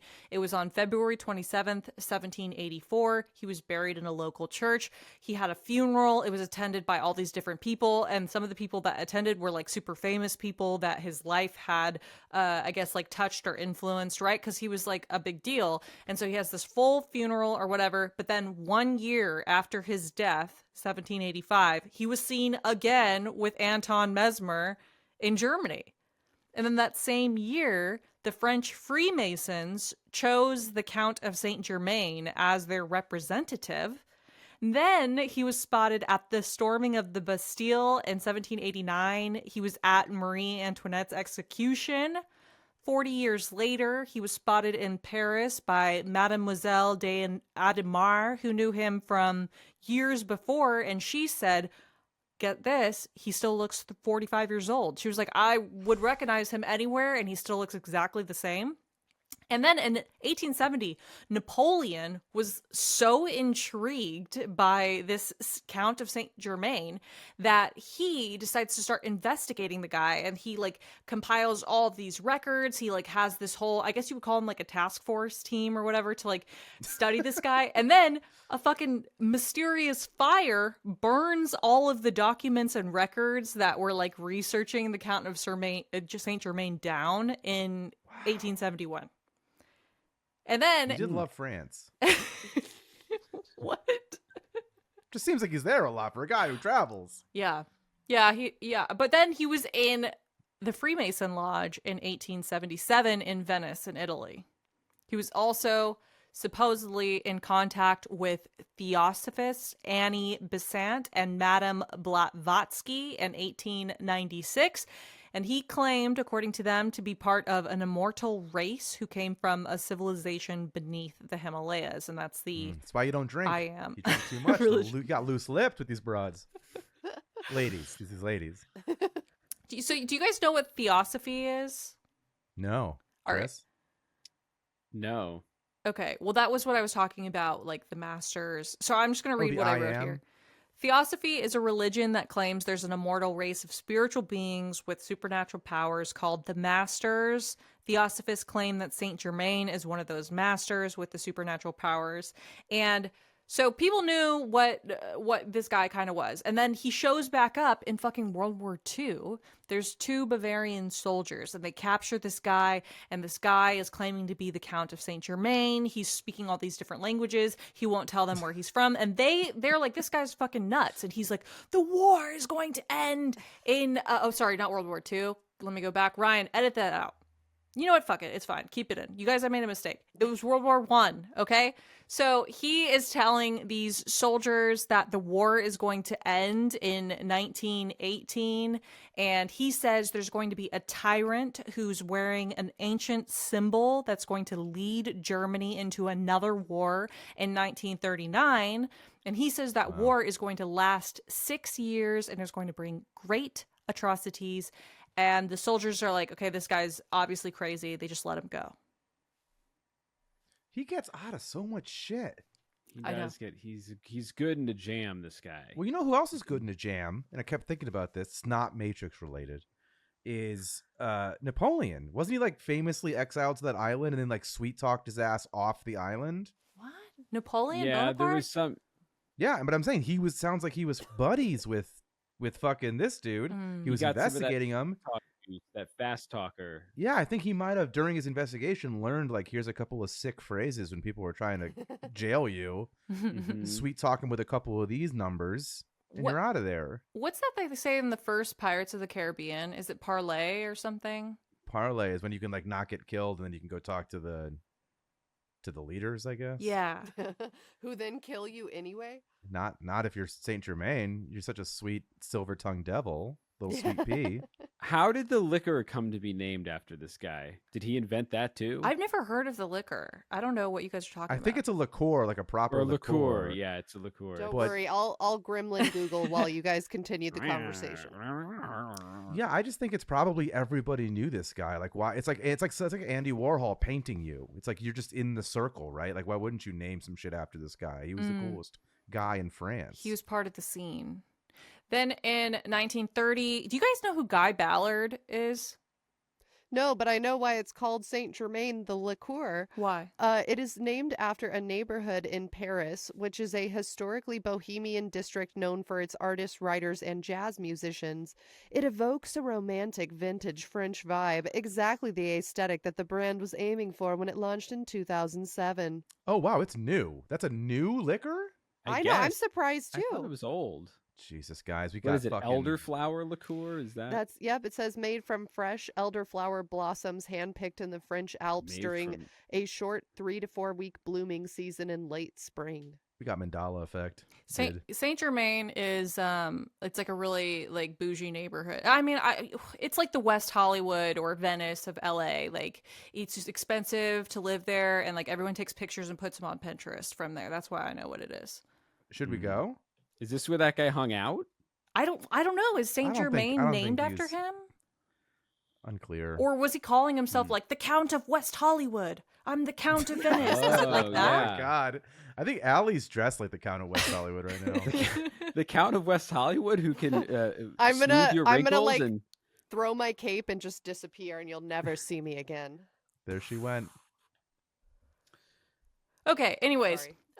Mount It's fine. Shasta, California. I don't know why like people make cults on Mount Shasta, but they do. There's this the guy, energy. Guy Ballard. He supposedly met with Saint Germain on Mount Shasta in 1930, and he claimed that the Count was one of these ascended masters like Jesus Christ. Then he founded the I Am activity. It's called. It's a religion based on Saint Germain's teachings, and at its peak, it had over 1 million members. It still exists today. Now, why do people go to Mount Shasta and like lose their shit and start cults? Do you guys know what I'm talking about? There's like a lot. going Yeah, on. it goes. I forget what exactly who the first spiritualists there were, but it does go back quite a long time because of both like local legends and people who just swear that there is an odd energy up around Mount Shasta, which I'm sure is kind of perpetuated by all the cults and people who think that there's societies living in the earth on Mount Shasta and that kind of thing. But yeah, it's sort of like a where's the place in Arizona that everyone's Sedona? crazy aunt goes to? Sedona? Sedona. Mhm. Yeah, like it has like portals and stuff. Vortices. Yes. Vortices. Oh shit, guys. Mhm. We should go there too. When we're done with Saint Germain, we'll pop there. I just feel like we need to take this pod on the road. That's all I'm saying. I know. We really Yeah. do. We do. Gremlin Google number 5 or whatever we're at now. The Count of Saint Germain's title was likely adopted by him rather than being a familial name. However, it is unknown how he chose his name. It is one of the many great mysteries of the famed Count of Saint Germain. Are you guys I ready? would like to be credited. Oh, go ahead. Are you guys ready to jump into the theories? Yeah. Sure. Okay, let's go. All right. So theory number 1 is the skeptic theory. It's just that these are like inaccurate historical records. King's doctor apparently said that he was a quack. Advisors said that he was an imposter. But I'm like, maybe these people were all jealous, right? Because the king was like, wow, this guy's a way better doctor than you. This is a way better advisor than you. So they're like, that's an imposter. That's a quack. Casanova obviously said he was brilliant, but that he was a con man, basically. And Casanova said that he perhaps turned his coin into gold with sleight of hand trick. So, and some people Blame said him. that when Voltaire was saying like he's the man who knows everything and never dies, he was being sarcastic. But how can they know that? I don't know. That's like That's like somebody being like, yeah, he walked on water, which I would say he was a good swimmer, is what I was trying to say. Yeah. And some people think that the diamond that the Count brought back, the big diamond made from the smaller diamond that was like flawed or whatever, was brought back a different cut and it was larger. And so it was just a different diamond. But even so, I say, like, if you give your friend a flawed diamond and they bring you back a bigger, more valuable diamond, I don't fucking care how they did it. Right? He Yeah, killed a it's true. guy to get that diamond. I mean, look at the private sector; they expect results. Yeah, there's a trail of carnage leading to that diamond. Most diamonds there are. And then, True. like Aly said, perhaps the Countess who recognized him from 50 years before in Venice was senile. People said she was senile. But I feel like people say anyone interesting is senile, especially if you're a woman back then. You know, like if she's just like, oh, the peacocks in my backyard remind me of spring. People are like, she's senile. But maybe she wasn't. Mm-hmm. I mean, yeah, certainly. Or she just fucked so many guys she couldn't even. She was just like, that guy. It's the same guy. I know it is. Like you Yeah. said, she's upping her body count. I don't know why you saying that. I just all of a sudden in my brain I'm like, it's fucking Luigi, fucking the CEO killer, Saint of Count Germain or Germain, whatever, Saint Germain. Count of Saint Luigi Germain. Mangione? Is because he's He got doesn't look he's got the 45. like. I can see an old lady being like, I swear I fucked you in Venice with those eyebrows. I'll never forget Yes, those eyebrows from wow. anywhere. Wow. Wow. Yeah, he's Yeah, got the guys. RIZZ factor, right? Like just He does cool, have the RIZZ factor. calm, collected, You'll never find a jury that will come to a consensus on that guy, just like No. Saint Germain. Mm-hmm. Yeah. I had a sex nightmare about Luigi Mangione, which we talked about on the Patreon. If you are interested and would like to hear about it, go to our Patreon, guys. That's a great way to sell that. Ed, for we have sure. to put a lot more sex nightmares on our Patreon. I know, we don't have a single one. It was not erotic at all. It was horrifying. It was absolutely horrific. It was All right. magical, but not nearly as interesting as the Tooth Saga, which there is no time to explain. Okay, No. so some people think that the Jesus story, right, was actually embellished from that mime that was impersonating him, and so some people were like, "Well, he didn't tell the Jesus story. That was just what the mime said about him." And now The that's mime how I'm couldn't say taking this anything. post. It's a fucking mime. That's a good point. That's a good point, and that's why it was so confusing. Dude, if a mime invented Jesus, that is what a blow. No, I think she's saying the mime was saying that other people were. The mime shouldn't have been saying anything. He should lose his fucking mime membership card or He whatever. should. Wait, But Chris yeah, I think they were saying that the mime said that he made all that shit up. Chris is saying that someone misinterpreted a mime's routine as like there was a man who was the son of God who was a prophet sent down to save humanity and he died and was Yeah. risen. He opened his little invisible door and people were like, it's the Son of God risen from the grave. Oh wow, oh that's my god! that's a Just good pulling bit. a rope that won't end. Yeah. That's a good bit. Supposedly when he died, because remember he had that funeral, it was like people actually went to it and stuff. So there was a body, and they found his body, and they like looked at him and stuff, and they said that the body only had 100, like the equivalent of like $100 today on him, and there was no diamonds on him. So some people think that maybe he was just a con artist because like he died and he had nothing on him. But to my point, I'm like, okay, well, if he was an alchemist, then like why does he need to have things on him? You know, he can just like bring them up out of air. I don't think that counts as I don't like, think that I agree with you. I don't think that discounts him. Yeah. Sounds like he died from being a broke bitch. No. maybe he was hiding all of his jewels and everything somewhere else. Like maybe he had one of those bags like Mary Poppins, you know, where it like just goes down forever. I think Felix he the was cat had just that, too. shedding his mortal skin and moving on to a new shell. Mm-hmm. I think he just got into some heat in that neighborhood in that same situation though. But you're just like, fake my death, move to America, or move to wherever World War I was happening. Yeah. And be like, but it doesn't explain that he could see the future. If you could see the future, then you don't need any fucking money. Because he'll be like, oh, I'm gonna sell my tulips before this crashes or whatever.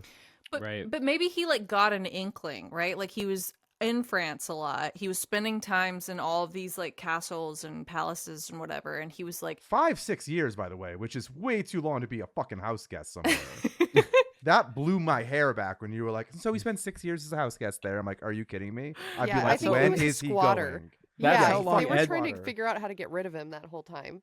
That's how long Ed spent as our house guest in college. I don't want to actually. talk about it. That's how I know, but that's also like I know from experience that there are people saying shit behind your back when you're there for 5 fucking years. So, Ballard, the guy that like invented the cult on Mount Shasta, was eventually found guilty of fraud and plagiarism. So some people say, "Oh, that's why Count of Saint Germain is not real." But I say, who hasn't been found guilty of fraud and plagiarism? Like that's not even mean- bad. It's not like murder, right? You didn't lie on your taxes, which is fine. This year seems like a good time to do it. But Okay, so yeah, I don't think everyone's done it. Fuck it. That's not again, nothing that you're saying to discount so far to me has discounted it. okay, I'm glad. Those are the end of the skeptic theories. All right, now some people think that he was like a high priest from Atlantis, like we talked about. Some people think that he was a prophet from the Middle East. Some people think that he was Merlin. Some people think that he was Plato. Some people think that he was Christopher Columbus. Some people think that he was the last Templar knight. Some people think that he was Francis Bacon or all of these people. And on his own deathbed, he said that he was the son of the Prince of Transylvania and that he was 88 years old. And he said that he was sent to Italy to study to be, to like avoid being a political target. And then people think like, okay, well then that makes sense why he was so rich, why he was so educated, why he had all these skills. He was basically like a bastard son of royalty. But it still Count doesn't make sense Dracula. because then he would have been 70 years old at Versailles, not 45. So he still would have looked very, very young and like had so much vitality. But I say maybe like if you just like live this life of luxury where you don't have to work or like do anything except for, I you do. know, play the piano and sing, maybe you're just like happier and you look younger than everyone else. Yeah, I don't think you're getting a lot of fucking lines in your face if you're just chilling. If Yeah. you're happy, if you got people bringing you stuff, you got like mistress elevators, like you're not getting old. I have heard that like being sexually active like keeps you younger, like your body like makes all these hormones and like because it thinks that you're like Needed. gonna do stuff so it like makes you younger. Have you guys heard that, or is that just something that my boyfriend's told me? I think your boyfriend's lied to you. I don't Okay. know, because I'm aging rapidly, and I guess maybe it is true then. They're like staying sexually active will really help change these diamonds into nicer diamonds. Yeah. But okay, the thing that I'm stuck on is I'm actually 100% on board with him just being immortal. Love it. Like a vampire. I already believe it. But how does that translate into the fact that he's also like an oracle? Yeah, You know, that's like the only how did thing, he yeah. get his future powers if he's just an immortal guy? I think he has to be a time traveler if we believe that he looks young in every place and is all over the world at the same time and also has You'd have knowledge. to be both. You have Yeah. to be both, because you're not going to look young. You can be a time traveler and still get old. Like you don't get It's true. younger when I you see go what you mean. back, Mhm. and so you'd have to be or you go so far in the future where you get something that keeps you young, and then you come back. Well, Right. It would be a whole to do, I guess, is my point. He could have been a Yeah. spy. Like, if you think about it, that's one of the theories. He was at all of these political events. He did like sway people. You know, he Didn't stop anything, right? Yeah, you're right. He didn't stop shit. He sort of. No, he helped. Like, he got the Declaration of Independence to be signed. That's true. So whether you count that as Yeah. stopping shit or starting shit, he did something there. Yeah, I just meant like he was like, hey, people, there's a war coming in like 9 years, and everyone's like, fuck off. He was Maybe at he's the just storming Biff of the from Back to the Bastille. Like, Future. he seems to be pretty involved.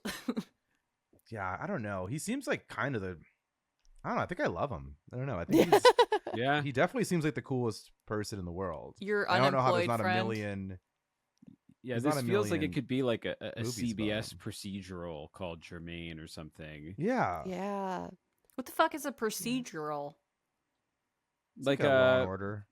yeah, like like The they Blacklist. have one coming out about it's called Einstein. It's like the great grandson of Albert Einstein is like a bad boy, and but he's also a genius, Oh, and he has to solve mysteries. You could do one of those with Germain. I They think he definitely sexualized could. Einstein? His grandson, his great grandson. Okay. He's got some So- hair product. Right. He got the one weird thing about Einstein under control. I think he does have crazy hair in the show. I think that's the Well, you have to keep that. Yeah. yeah. You have to keep Oh, that. shit. Did you ever see? There was a romantic comedy that came out in the '90s called not I Love Albert Einstein, but it's some.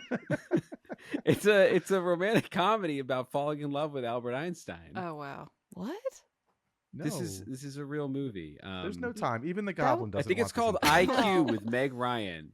I made no moves towards my phone. I saw. when She you sat said there. that. It was she. She became a fucking statue on this.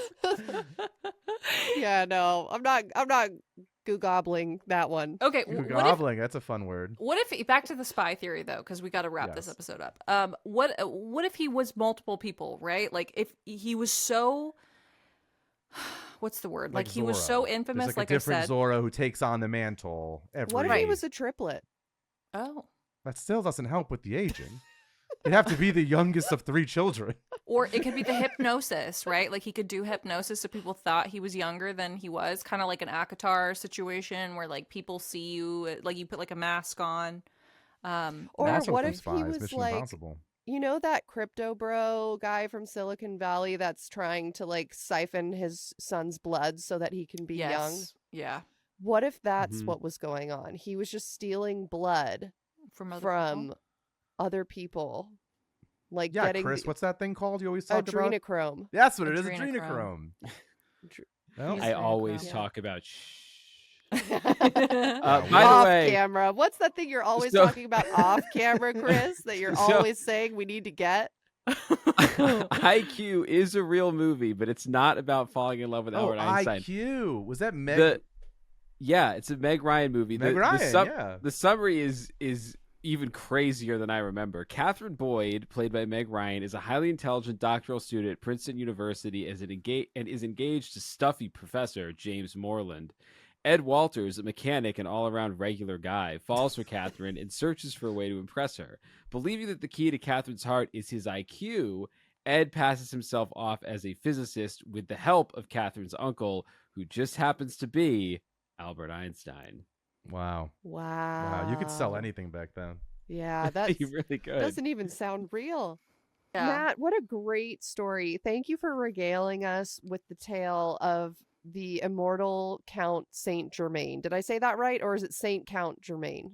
Is it- It's It's Count Count Saint Germain. Germain. Actually, you It's- don't sound sick anymore. I feel like you've willed yourself back Oh, to health because you shit. were like, "We're gonna Yeah. be canceled. I have to come in for this episode. I cannot sit back." Like it, like just got all of the power. I am so sweaty. Like I Oh, so your fever broke. That's what happened. maybe hey, yeah, that's We broke true. your Yeah, fever. being so frightened of a Nat episode has absolutely scared me. What's like scared me straight but scared me Stupid. Sweaty. Scared all the That's a time. movie, Sweaty right? is Scared sounds Sweaty.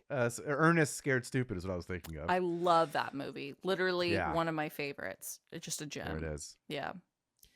Well, I loved it. Thought it was great. My favorite theory is that he was a scam artist, but also immortal. I like to think that he was, yeah, maybe like it's some type of alien creature that came down and took on the form of a man and was like, I'm just going to do as much damage as possible. Like, I'm going to show up at the Declaration of Independence and just be a weird guy in the background like, yes, I do think freedom is important, and then disappear and then resurface 40 years later doing something else and then going back in time and doing something else. I think what else would you use that power for? If you could harness time travel and you were immortal, you would have to eventually start doing side quests to just not be bored. Mm-hmm.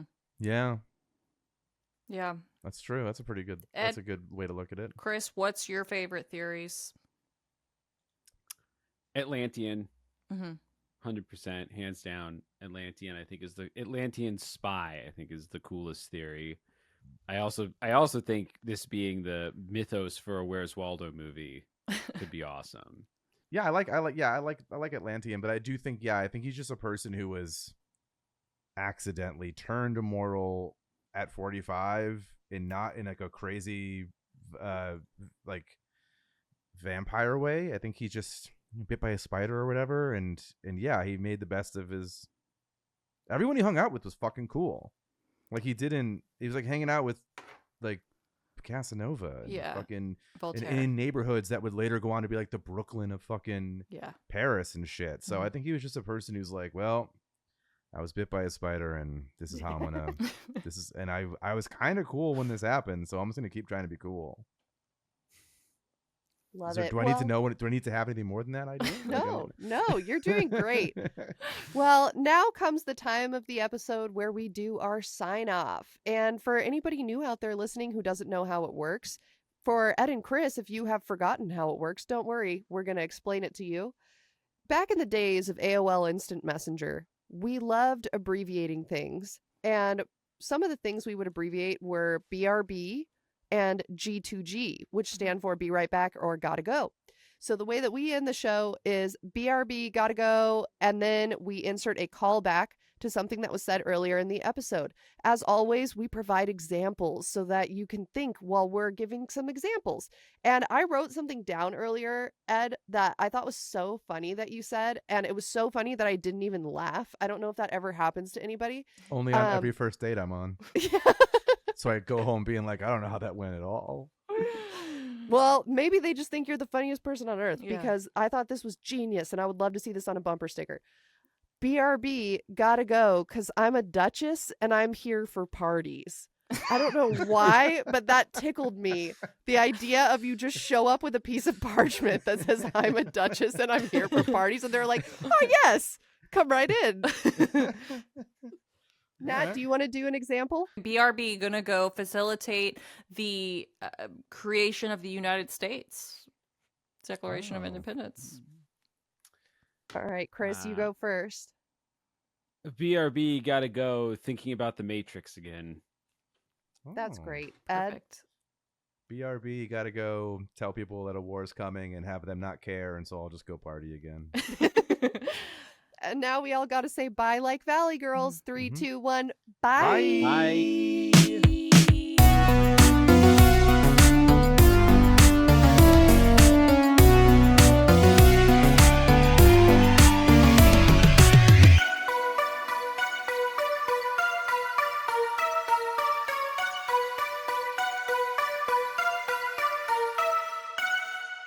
Hey guys, what's up? It's Nat. I am going to talk kind of low for this specific donor shout out because I have a sleeping baby on my chest, and in a normal situation I would love to turn these ugly ass overhead lights off, literally kill myself, and make myself look a little less greasy and a little more put together.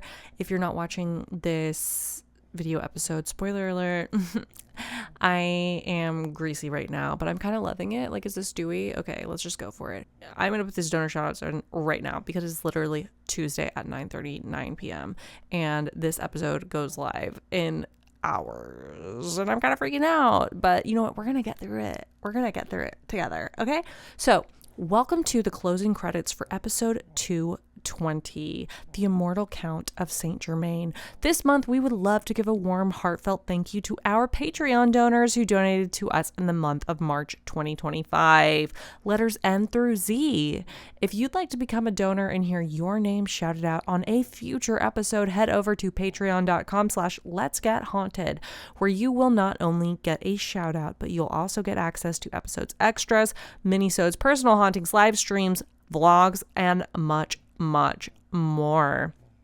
Do you guys hear the baby snoring too? If you hear snoring, don't worry about it. This week, we'd like to thank Naomi, Nahi, Naomi RH, Natalie C, Natasha M, Nicholas M, Nikki S, Nicole A, Nicole L, Nicole S, Nikki B, Nilza, Noah and Riley, Noah B, Nadine, Oliver F, Olivia K, Olivia S, Oscar M, Owl Bear of Oracle, Padaka and Sani, Parker La C, Pascal, Patricia Militia, Paula M, Peter Barker, aka Camry G, Phantom P, Philip K, Phoebe O, Phoenix C, Kwang LM, Rachel M, Rachel T, Rain, Raven, Rally R, Rebecca H, Red Moon, Red Sands, Ria, Richard O,